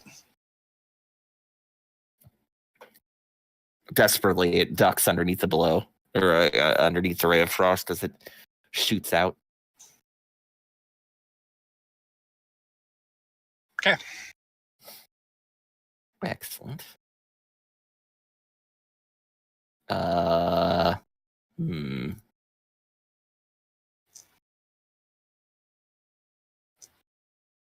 Uno momento. That's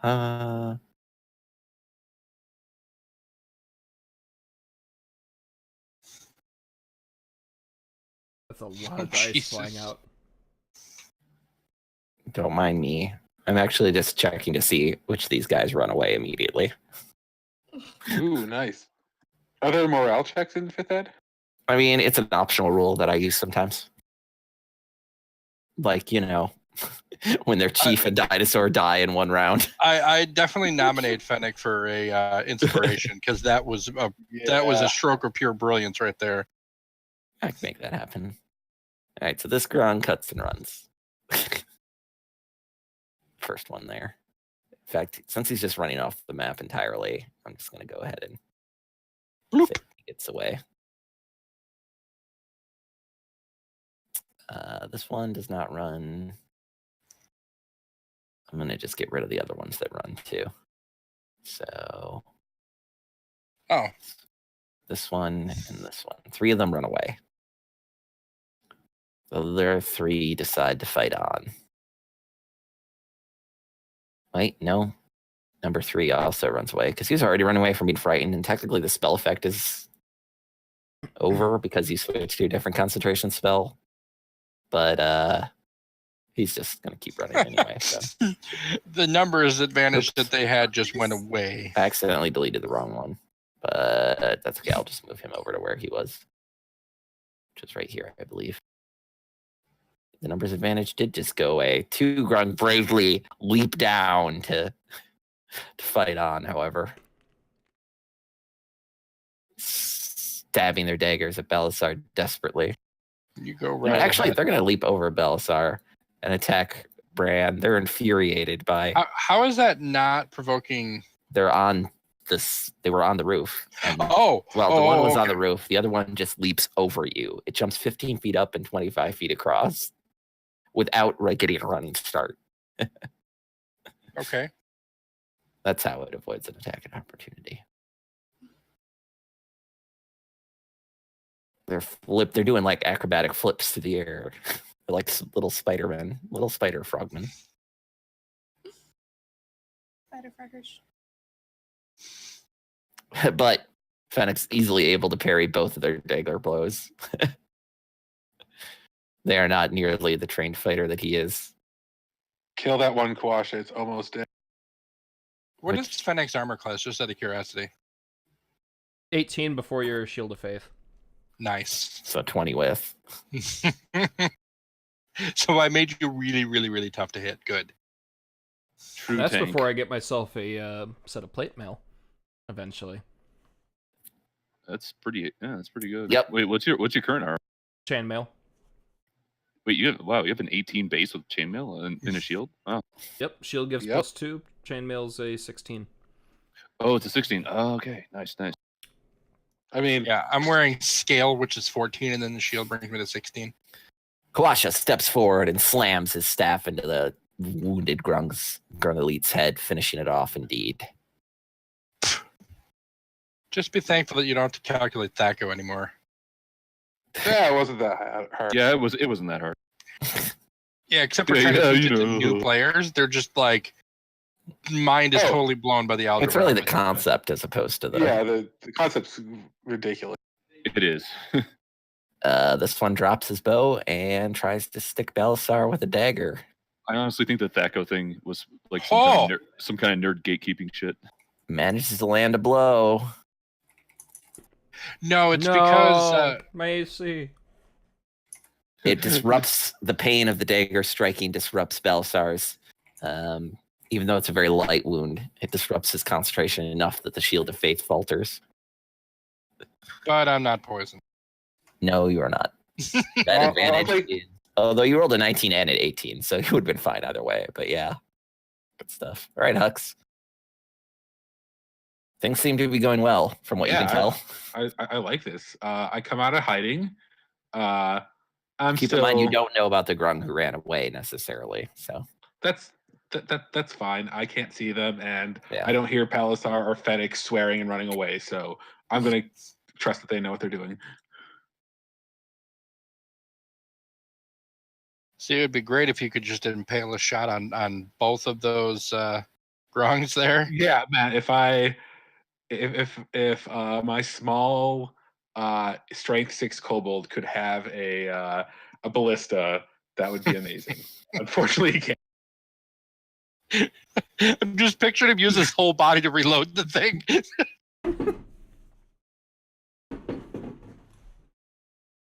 Wait, are you actually considered to be small? Yeah. Oh yeah. That's amazing. Like gnomes, halflings, and kobolds and goblins and stuff are all small size. It's just kobolds are so small. They're the only creatures, they're the only like humanoid base things you can play that actually have a negative to strength. So what's Hux doing? Shooting. Oh, what do you know?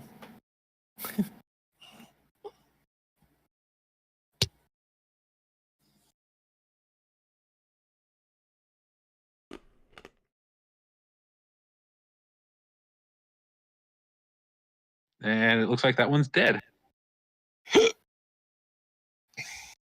Does anybody have any idea what Sean might be? Well, my buddy Sean said, Peter Jackson, I trusted you and you failed me.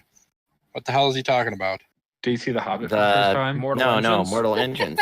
The Mortal Engines movie that just came out, which looks so dumb, and I'm so into it. But I bet it's going to be very bad. Awesome. It looks awesome, yeah, but also it's such a silly idea. Just look it up, you'll see. Okay, so Right. I put an arrow through that one's head, and then I hide again. Because why not? Yeah, Kyle from Because Science already did an episode about it, and it's ridiculous. Oh no, it's the most like hilariously ridiculous concept. I love it. I love stupid stuff like that. I believe it's actually inspired. I guess I haven't seen anything by the author, but there's a very good old sci-fi story by, I'm just doing this while Orvex is taking his turn, by Heinlein that is kind of a similar idea of like cities being on the move as opposed to standstill, though he put them all on like conveyor belts. And it's just such a giant conveyor. Everything's on giant conveyor belts. Just such a dumb idea, I but just looked it up. It looks so I stupid. love it. doesn't it? I love it. I love it. See, I thought that they were like on She's like gonna stop London. take tracks whenever I read the book the first Yeah, time. in the but books, no, yeah. It's full on like fucking like spider arms. Oh well, okay. Orvex steps so- out, shoots off his hand crossbow again, and another Grung goes down. Can I retcon something? Just I want to move up a little bit. Yeah, that's fine. It hasn't been an enemy's turn yet, so that's not an issue, really. And then drop back down.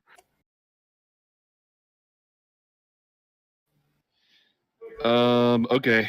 I'm just gonna get in there and start shredding. Where is? Okay, I'm just gonna step out, and there's only that one Grung left. Is that right? Correct. I think so. I mean, you don't know, but yeah, there is. Okay, I'll just step Yeah. out in this direction and look, and I just engage. Yeah, once you're outside, you're easily able to see there's just the one left. All right. And you can also conveniently fly over all that difficult terrain. So My scimitars are missing for some reason.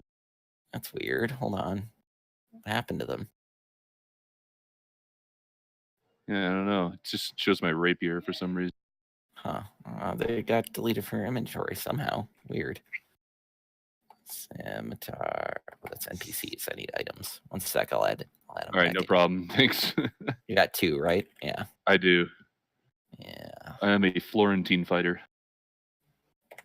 Oh, wait. They're on your. Hold on. Wait. What the heck? Well, usually they were just easy access in like the attack area. I think I had them both at one point. What All right, mode now are you they're under? again. It's fixed. Okay. Oh, Wait, no, it's not. I don't see him. Hold on. really? I see it on your sheet. Yeah. On actions? On actions? then? Yeah, in actions, I just see rapier and sling. Oh, there it is. Okay, yeah, now it refreshed. Okay, cool. Yep, thanks. All right, attack number 1.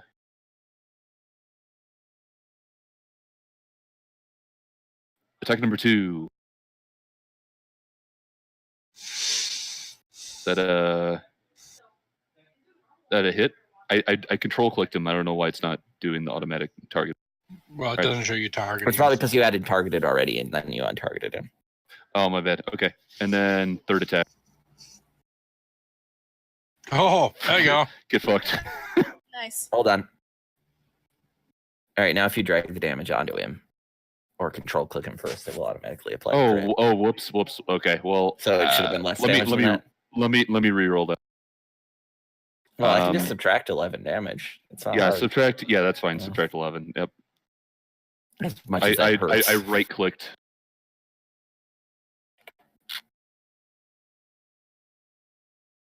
It's all good. And why not? I turned it into a defensive flourish just in case. I don't know.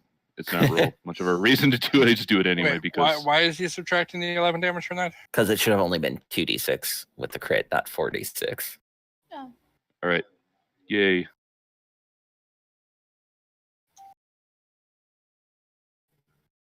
Five more damage. Still All not right. down. Oh no, it doesn't look deeply wounded like the other ones did, although it's clearly concerned. Okay. All right, we you need to get closer. 10, 20, 30. That's close enough.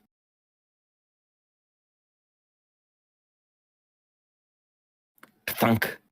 Another nut flies out, striking the thing.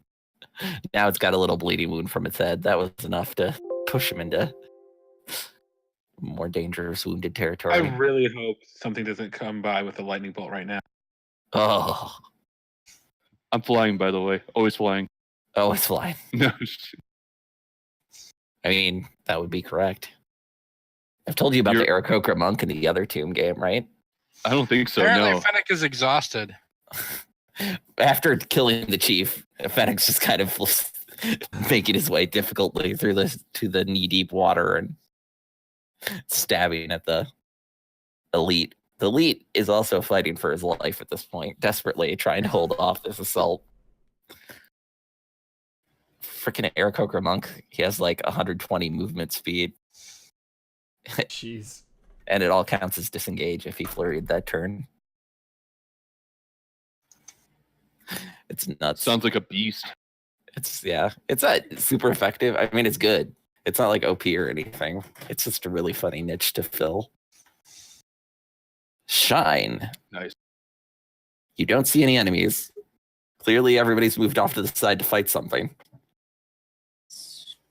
But they're not within sight of you currently. I don't know. I'll walk up, see what's going on.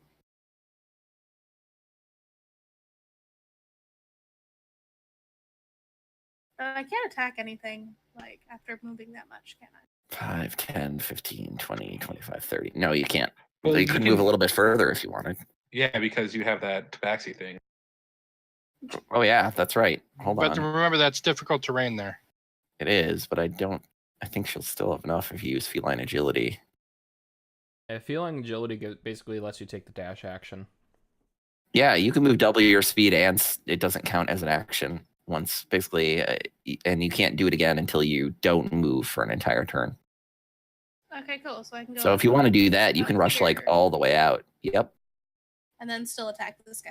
Yeah. I mean, actually, you have to be right here because you can't shoot through the pillar there. Well. But yeah. Still. Yep. Well, okay then. Let's do this thing. Tabaxi. Apparently, I was tired. Don't worry. Everyone apparently is having a hard time hitting this. There last we guy. go. There we go. I did something. The dice are telling us, like, let this one live. Another arrow strikes that elite. Well, at least he looks like he's hurting. On to the next guy. Balasar. What have you got? I'll make this short work. Right Oh, apparently. Oh, that's wisdom save. Never mind. I thought it was a critical hit. No, So no. I'm just gonna make this short work right here. Oh, but he succeeded. Saved. Yeah. He natural 20'd in a saving throw. What an asshole! Damn. What were you casting on him? Cold person. Oh, yeah. They are humanoids. Oh yeah. Yeah, I was gonna make it real easy for Fennec right here. Alas, it manages to shake off. It's so afraid for its life at this point, isn't it? That it's not held in fear. Are you sure you want to cast Whole Person? That has moral implications. Now we have to apply personhood to them. I'm a cleric. Everyone's a person until That proven reminds me of otherwise. my storyline at Magiscola. Yeah. Oh, I remember. I know what you're talking about. All right. Anything else there, Balasar? You good? That was your action. That's fine. I don't need to do anything else. I was just trying to set up the auto kill from Fennec. Watch, we'll move over here and throw a little ball of fire at it. Boom! Just a little bit. And it's still going. It's still alive. This Grung will disengage and start to run away. Actually, how many hit points does it have left? Yeah, it'll disengage. Stumbles away.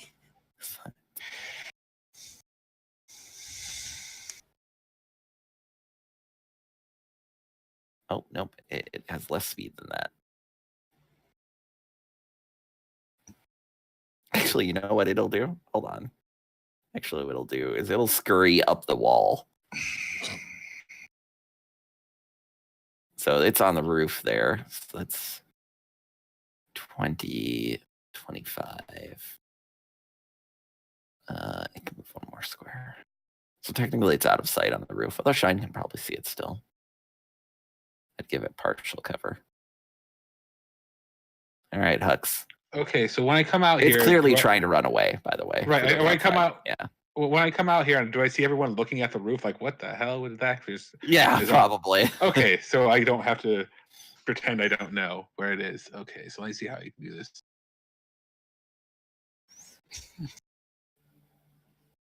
Wait, where did he go? It climbed onto the roof.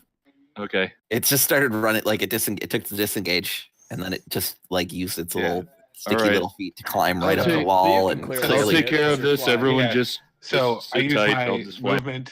I use my movement and my bonus action to get there. And can I shoot it? Yeah, it'll have partial cover, which is +2 to its AC. But okay, wait. So I wouldn't. I probably wouldn't. I wouldn't get sneak attack, would I? No. No, you would not. I call after him. I just say, "You're gonna die tired." Okay. I will then take. I remember that. I will then hold my action. Until I'm gonna guess Brand's gonna go up there and try and fuck it up, right? Probably. So, you can fly. You were correct. What I'm gonna do is I'll hold my attack until after Brand attacks it, just in case. Like, if it's not dead after Brand's not dead, attack, yeah, I will take it out. Got it.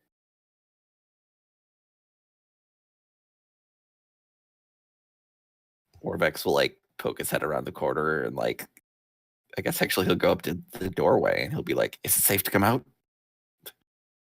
Basically. Bran. All right, I fly up there. Where's my? Oh, okay. I'm underneath. I'm on top of Fennec somehow. Excuse me. Fennec and I were on the same square for some reason. I don't know. Your fantasy grounds having all kinds of issues. Yeah, I'm gonna have to reload. That's fine. After this fight, I'll do that. Still haven't targeted. Yeah, I'm done having to immediately work, so we can go to the time that we're supposed to, which is like half an hour from now. Cool.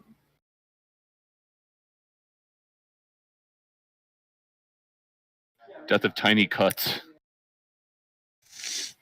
And indeed, Bran is able to kind of partially land on the roof next to him and finish him off with a couple more Scimitar strikes. That was much more effective than I thought it would be. We did really well.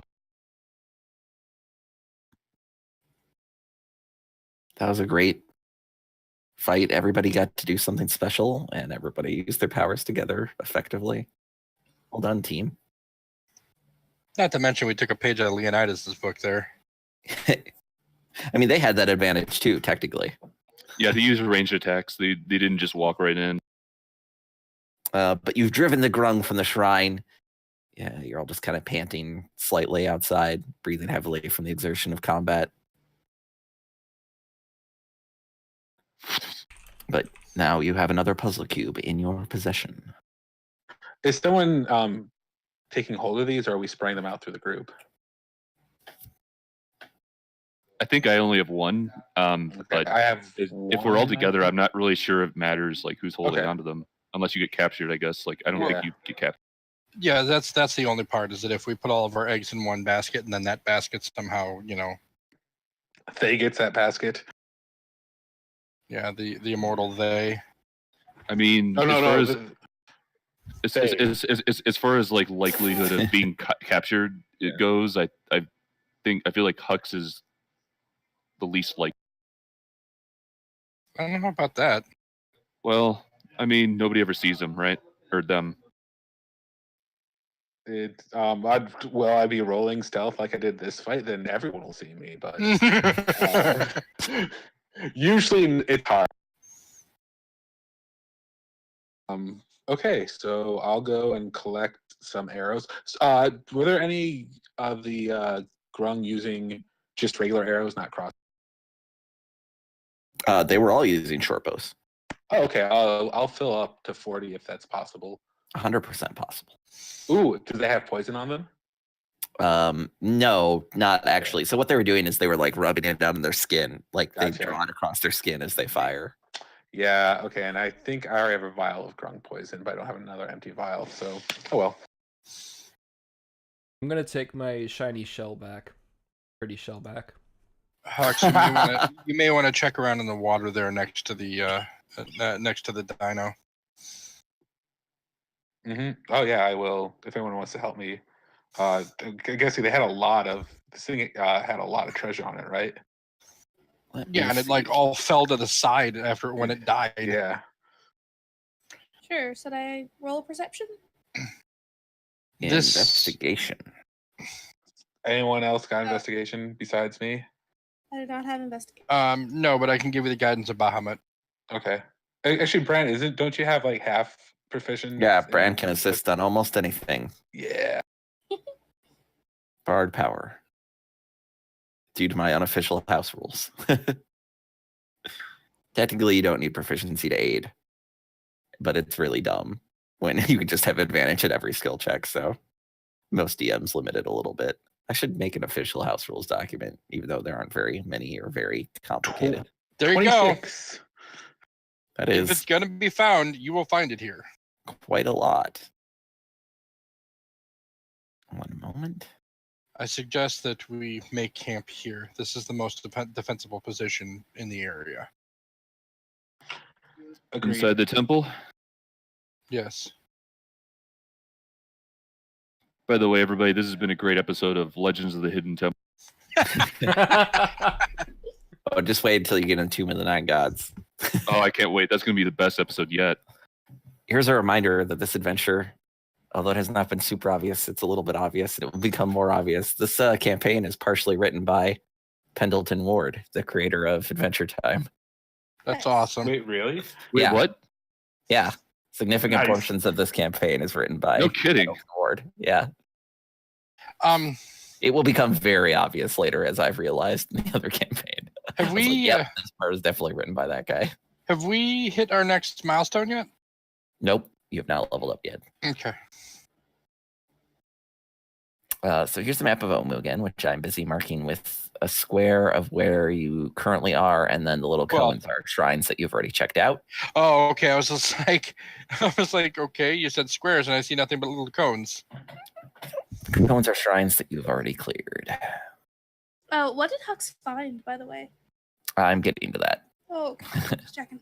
You know, it's funny. The more and more I spend looking at this map, especially now seeing like where the locations of the shrines are, the more and more this is starting to feel like Hyrule. I'm just saying.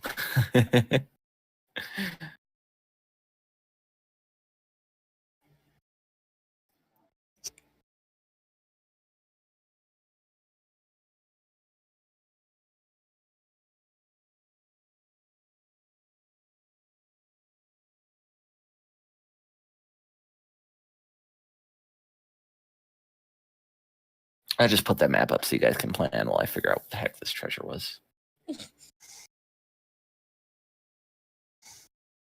So which one are we at now? The topmost one, right? The square, yeah, the one with the square around at the top right there. Oh, okay. Yeah. So, by the way, this is exactly what's going through my head the whole time that we're doing this fight.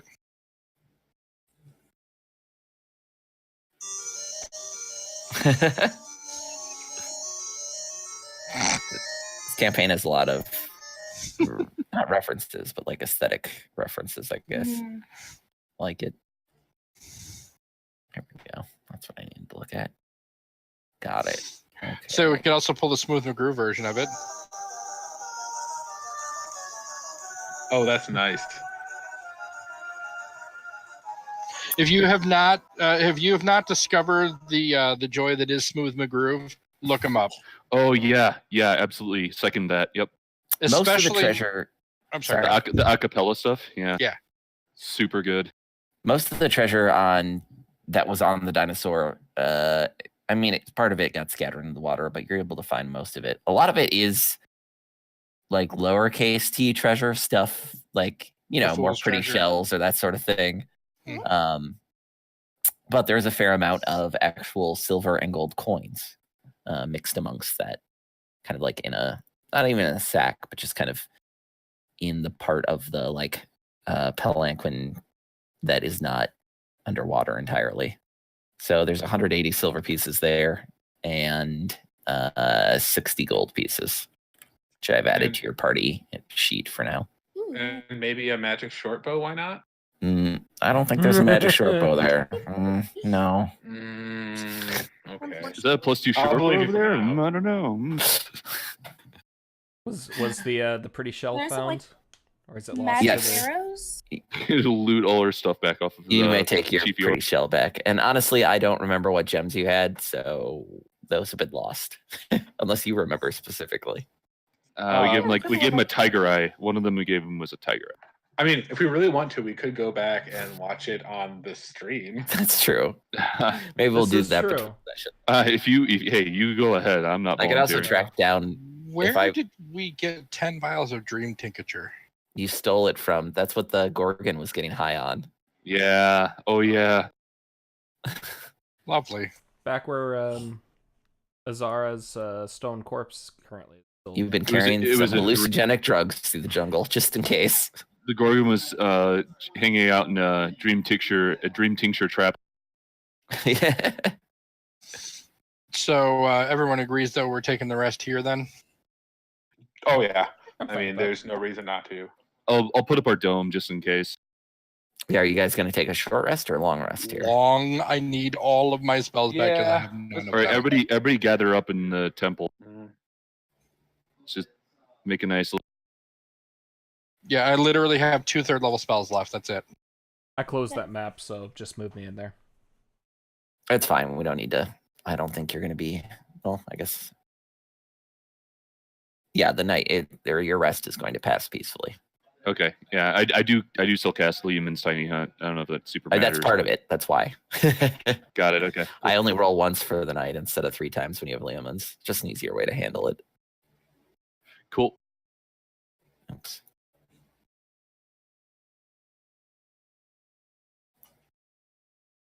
That does advance time another day, however.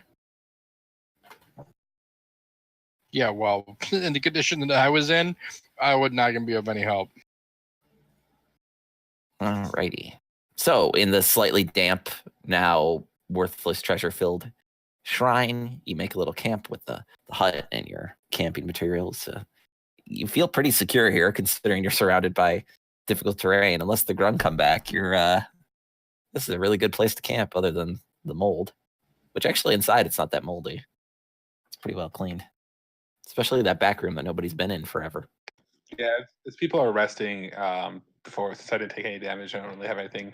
I'm gonna try and use the Outlander ability just to like find a bunch of fish. We're gonna eat lots of fish. Excellent. Absolutely. Good plan. Let me see. What else can I give you here? Is there anything else? Did you guys Give it have to any me magic items raw left? and wriggling. I don't think you guys had any magic items left to identify at the moment. Don't think so. Just checking rest stuff. Nope. I can see everybody's inventories at once. It is among my powers. Yeah, you're Okay. good Still got there. that yellow banner. Heck yeah. Cool. All right, so where to next? Got about 20 minutes left. Yeah, we can at least get to the next place and start checking it out. So do you want to hit up the one that's like... Do you want to just like walk through that little like city circle? Well, you know that that's the palace where the Yonti are. Oh. Yeah, that's why I'm like Inside I don't that wanna- circle. Maybe not that one. Do we Yeah. want to go like around The the, cliff? lights and circle around to the? Yeah, you can't actually walk. Yeah. circle in the Like front? I drew an arrow on there. You can't actually walk past there. It's just in the art. The cliff there is kind of obscuring part of it. What about the one that's south of that? Like the one that's kind of on that raised bit of earth. The I one mean, that that look- lava. Yeah, Yeah. we'd have to find a way to get out. You know, to get over there. I guess you could carry me. I could carry you, and Well, that's the thing maybe is about why it. are we not going here first? I'm Well, why assuming Have because we not been to there? go all the way around. No, the circles are ones you have not been to. Oh yeah, no, okay, yeah, no, I'm on board with going. I'm on board with going with any of the ones that are closest to us that are not the Yuan-Ti. Not the one right next to the Yuan-Ti, but I mean, we Yeah, might be able to. Wait, which one have the Yuan-Ti in it? The blue arrow one does, right? No, okay, so see the big circle, not the one that I've drawn, but the one on the map that is like a wall. It's right Yes, next to you. yes.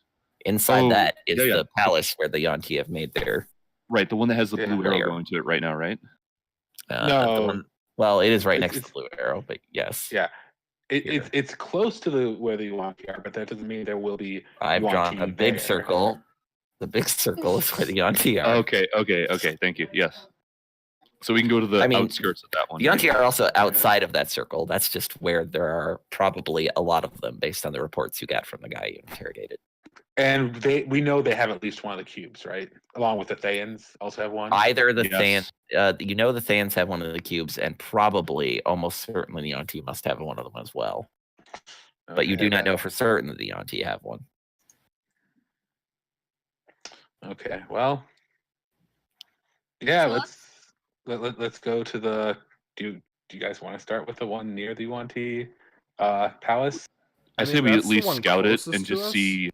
Yeah, I mean, I can go and like take a chat, take a look. And Yeah. if someone sees me, hopefully they think I'm a kobold from somewhere else, and from around here, and just kind of ignore me. But Yeah, I think if you scout that and it looks okay, like we should just hit that one. But okay, if it's not, then we just hit the one that's to the left of that.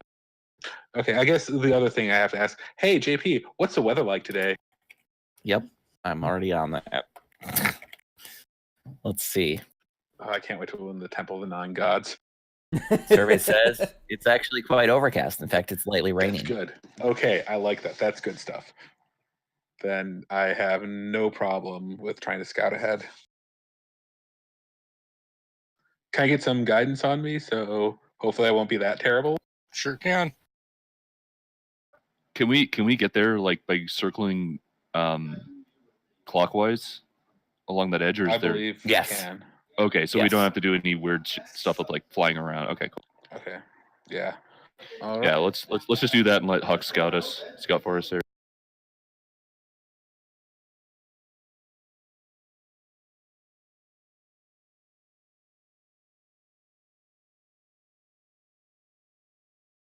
Sorry, I didn't pay attention to the first one. So that is a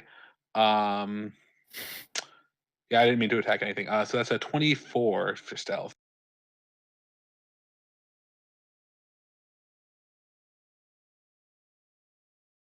As you are making your way in that direction, it does not see you, but you see a creature that looks an awfully lot like Weed, kind of patrolling down one of the ruined streets as you're making your way towards the location you believe another shrine to be in.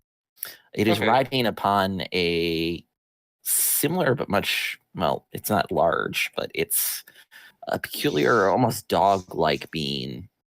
Here, one moment. This is a thing that is actually easier to show an image of than it is to describe. And can I roll a nature to see if I know what it is? Definitely.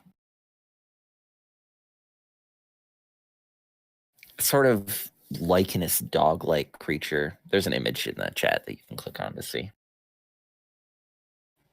Oh, that's cool. Yeah, not really. It definitely looks much more alien and less Ah, humanoid than Weed normally does, but it's clearly the same sort of being. okay. All right, folks. We're will- dealing with the Migo. Yeah, I'll stay. Is that really a That- Vegapygmy? Yeah. Yep, That's amazing. that's what Weed looks like. Yep.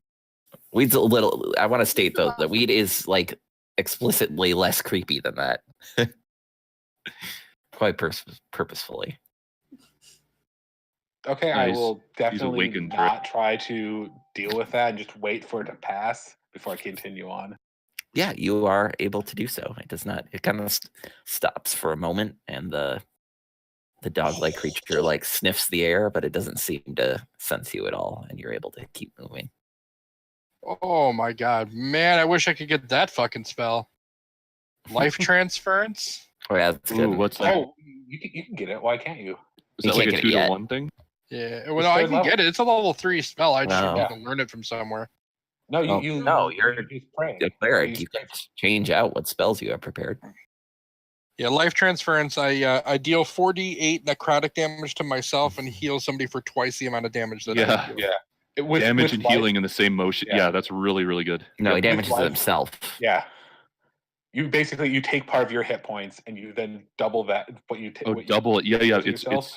1 to 2. Nice. Wow. Yeah, it's a really grim So- spell with life clerics. It's still pretty good.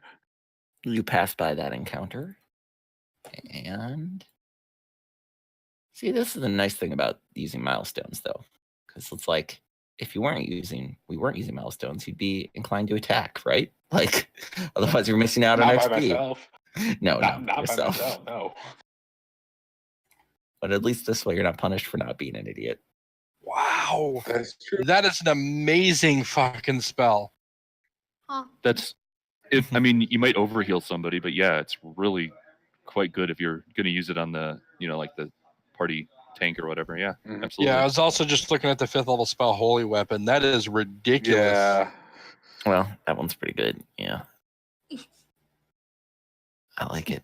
All right. All right. So Hux, I assume everybody else is like going the same direction, just a bit further. Like they're letting Hux go Yeah. ahead, but you're all moving. Yeah, we're hanging back because we're not as well. Yeah.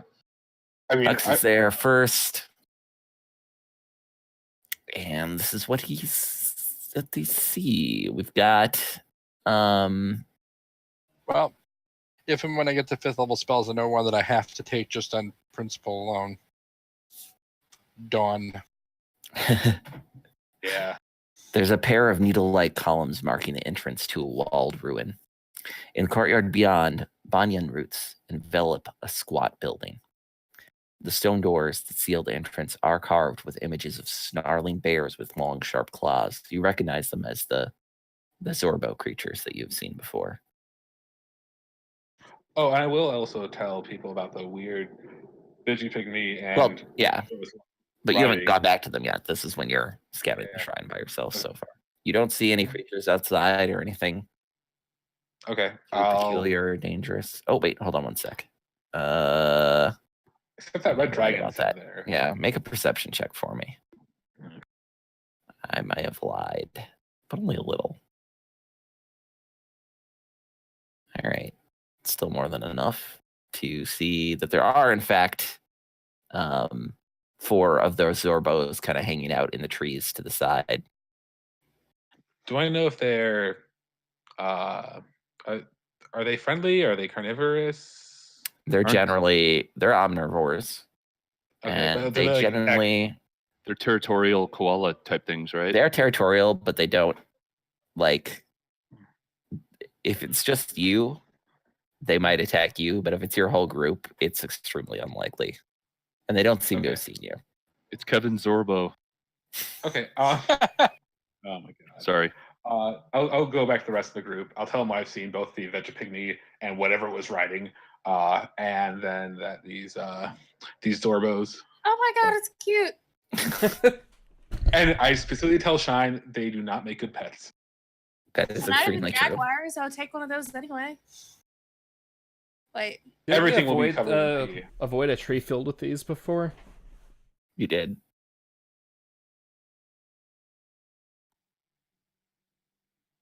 But hopefully they'll just leave us alone since we'll be big enough of a group. So other than that, and the Vegapygmy and the whatever was riding, the coast is clear. We'd like gestures at Quasho. Willier describing the other Vegapygmy. And he says, Quasho translates, says, Weed said others of his kind are not as inclined to friendliness as he is. It would perhaps be wise to avoid them when possible. They do not understand this world. I try and avoid everything if I don't know it is friendly.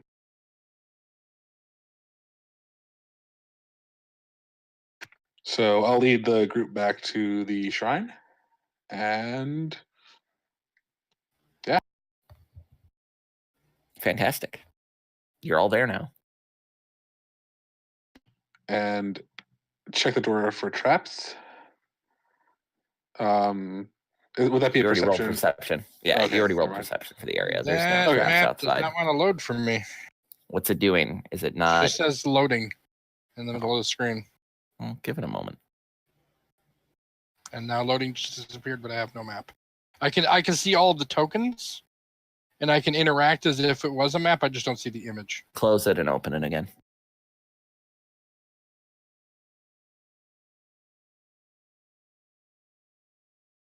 Usually that works. It's loading, it says. Yeah. Yeah, same deal. I'm gonna just exit and reload the game. That's fine. Now, do you have it set up to run in admin mode still? I believe so. Yeah.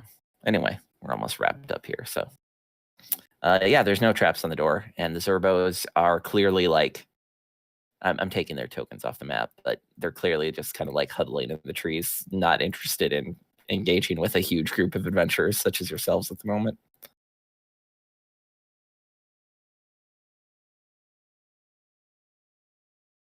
Okay. What is it? Are there? Is there a very obvious? What? There is, as usual, words carved above the door. In this case, Bran and Orvex are able to translate it as saying, Owalaka teaches us to tread warily and stay in the light. The doors are slightly ajar, you realize, as you get closer. But they appear, it appears to be easy to open. It's not locked or anything.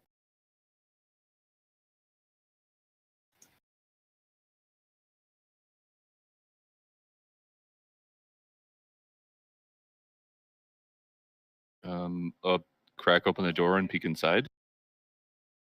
Excellent.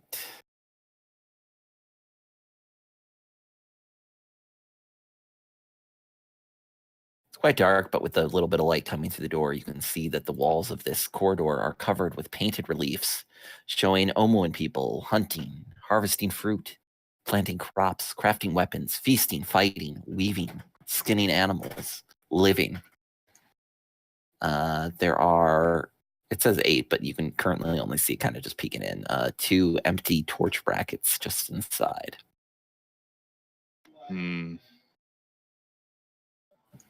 Hux, you see any tracks in here? Let me check. And I will search for just any tracks, traps, weird things, treasure, secret doors, all that good stuff. Indeed. Was that be perception or investigation? It is perception. Okay. Want to help me? Sure. Yeah. I'll give you no assistance. Balsar will guide you, I assume. Yeah, of course. When you have time to prep, you are ready to see things. And then give me a D4 to add to that. Yeah, 16. That's still good enough to see the secret door that's right there. Secret. Nice. One moment. Secret door. Here it is. Where is... Oh, that's right. The maps are at the beginning of this chapter, not the end, or not as they happen. The heck? Oh, that's the wrong thing. That's why. Okay. Sorry, I got slightly ahead of myself.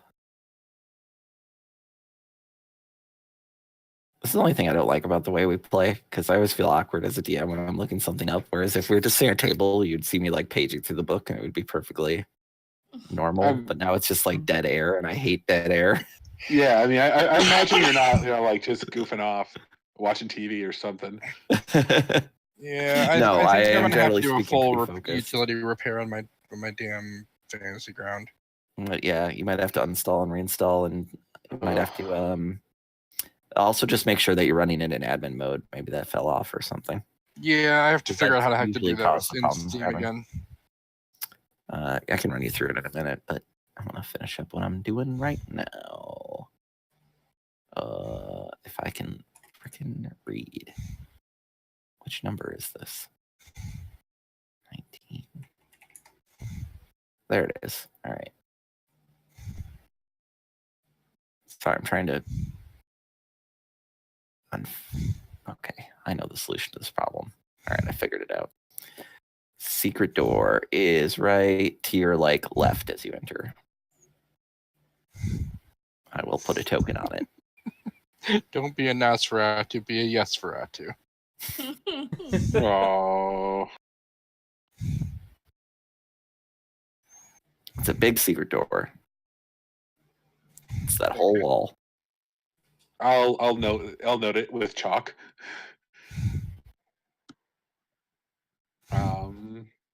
Did I see anything else? Does it look like anyone's been in here for a little while? And I specifically do not go near the torch holders yet. Yeah, sorry, I moved your token for a moment just so that I could get access to something. Jay, your microphone's a little too close to your face. Oh, am I breathing? Sorry. Yeah, no worries.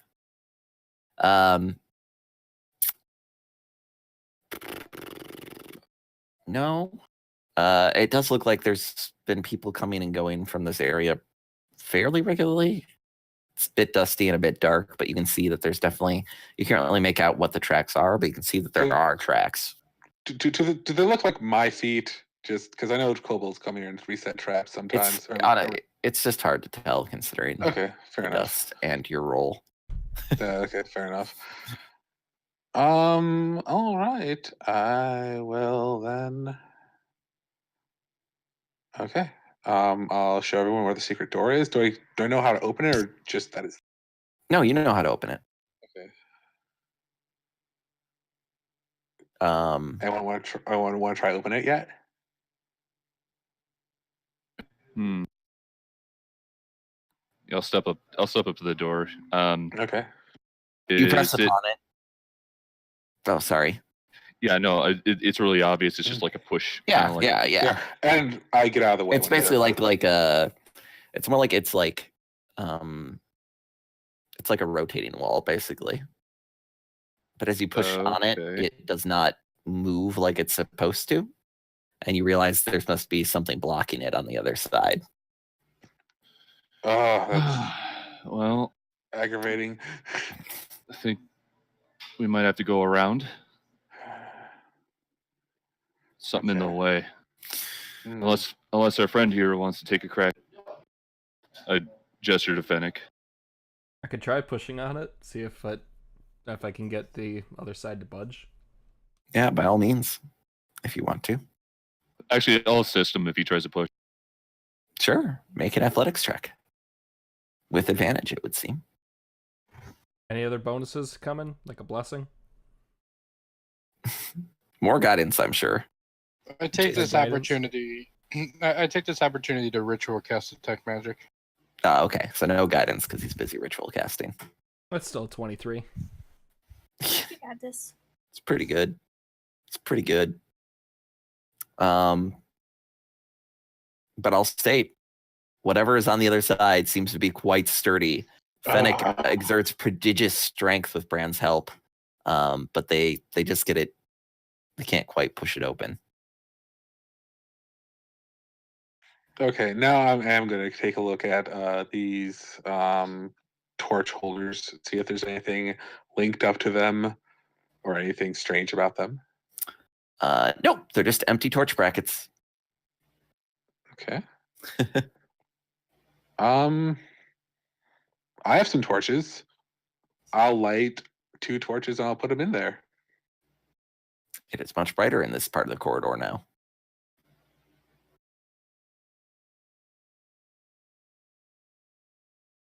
They fit quite handily.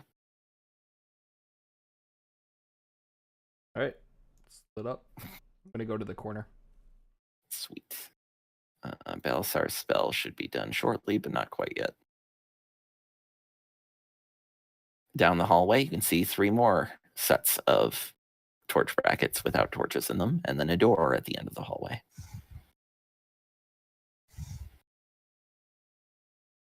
So, does anybody else think that we're witnessing the beginning of the Second French Revolution? Let's finish up game here, Jake. Sorry. Okay. Just perusing on Facebook and saw a couple of posts, and I was like, yeah, it's all right.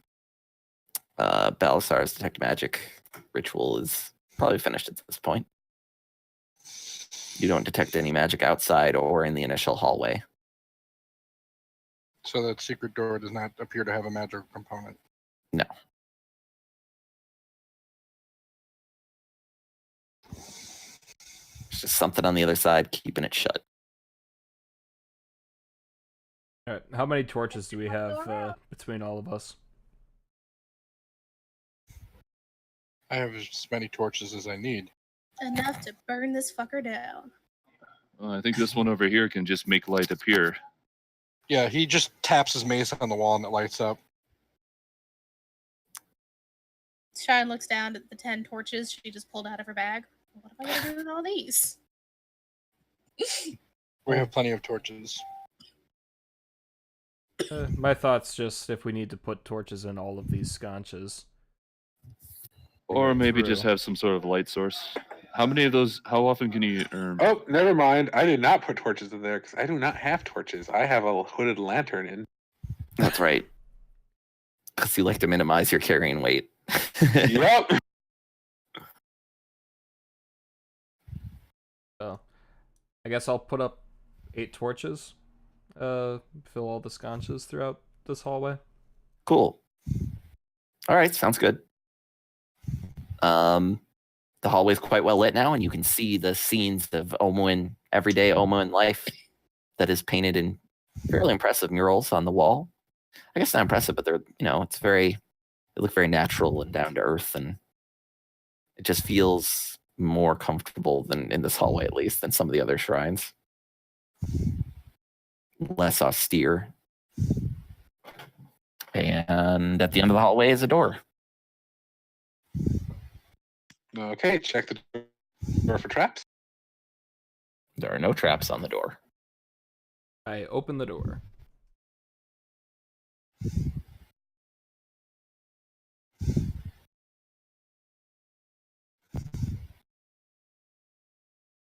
You don't. I mean, I appreciate that you say that you check for traps, but I assume that you guys check for traps. You don't necessarily have to say it every time. I promise. I'm not interested in simply surprising you with random deadly traps. That's not how I roll. And frankly, that's not how most of the traps in this campaign roll either.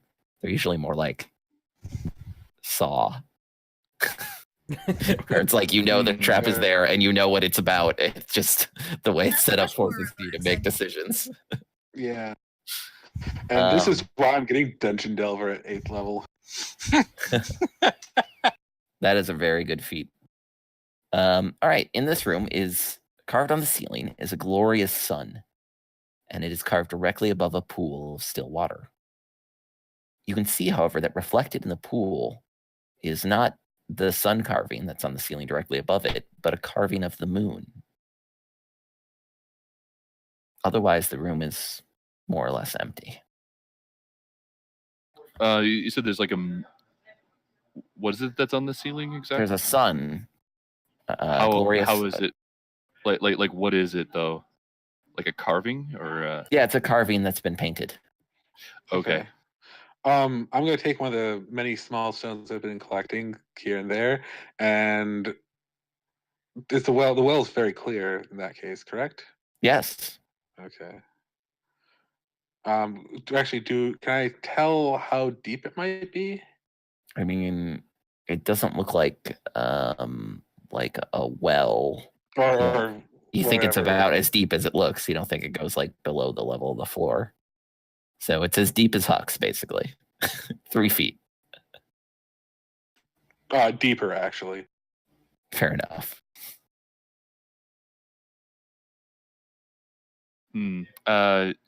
Is there any kind of like recession or any kind of like protrudence in the carving that's on the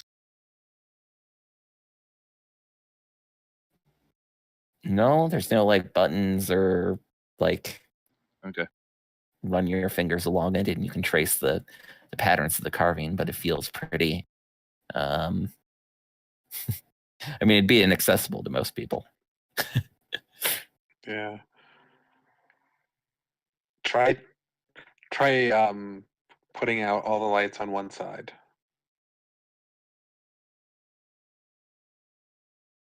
You know, maybe we'll leave the mystery of this pool next session, because it seems Okay, like fine. you guys will take a little while as we experiment with different Wow. things. Okay, fair enough. Alrighty. Well, I'm so glad we were able to play again. Yes. Apologies again for the unexpected delay, but circumstances considerably outside my control. You know, I think that we can Fire. do one, like this one time.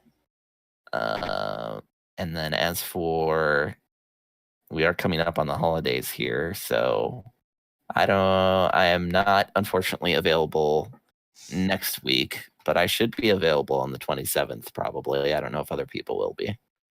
I will be. I'll make a Facebook event. You guys can mark yourselves as attending or not. If something changes, just let me know. But I think we should be good for the 27th, probably. JP, can you apply the detect magic effect on me so that I remember I still have it? Yeah, that's a good idea. Since we won't be meeting again for 2 weeks. Yep. Oh, I did just want to let you guys know that I'm going to be moving at the very beginning of January, so I don't know how well my schedule is going to fit along with the whole gaming thing. I dig. But I'm going to be going off to the Seattle area. Oh, congratulations. nice. Moving over to Exciting. Cherry's neck of the woods. Nice. Yeah, like Doesn't There you Cherry go. still live up in the Seattle area? Portland. I That's thought, right. which is a few hours away. Yeah. It's like the distance between like Madison and Chicago. I'm going further. to Lacey, Washington, which is like right outside of Olympia. Are you moving from Illinois or? From Nashville. No, from Nashville. Oh wow. Yeah. I'm the one that lives in Illinois. Yeah. All right, so thanks everybody for tuning into the stream tonight. Really enjoyed having you all out here. So as we were just saying, no stream, no D&D stream next week.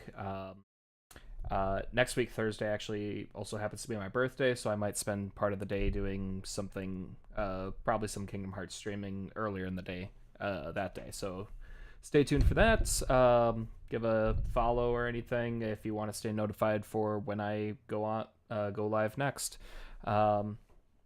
Next couple days is my finals for school, so I'm going to be pretty booked up on that. But after that, schedule's going to be freeing up quite a bit, so expect more streams. I am planning on trying to finish up at least Kingdom Hearts 1 and 2 before 3 drops at the end of January. So I can jump right into that once it releases. So stay tuned for that. That should be quite a bit of fun. Again, thanks everybody for tuning in tonight, and have a great night. Later.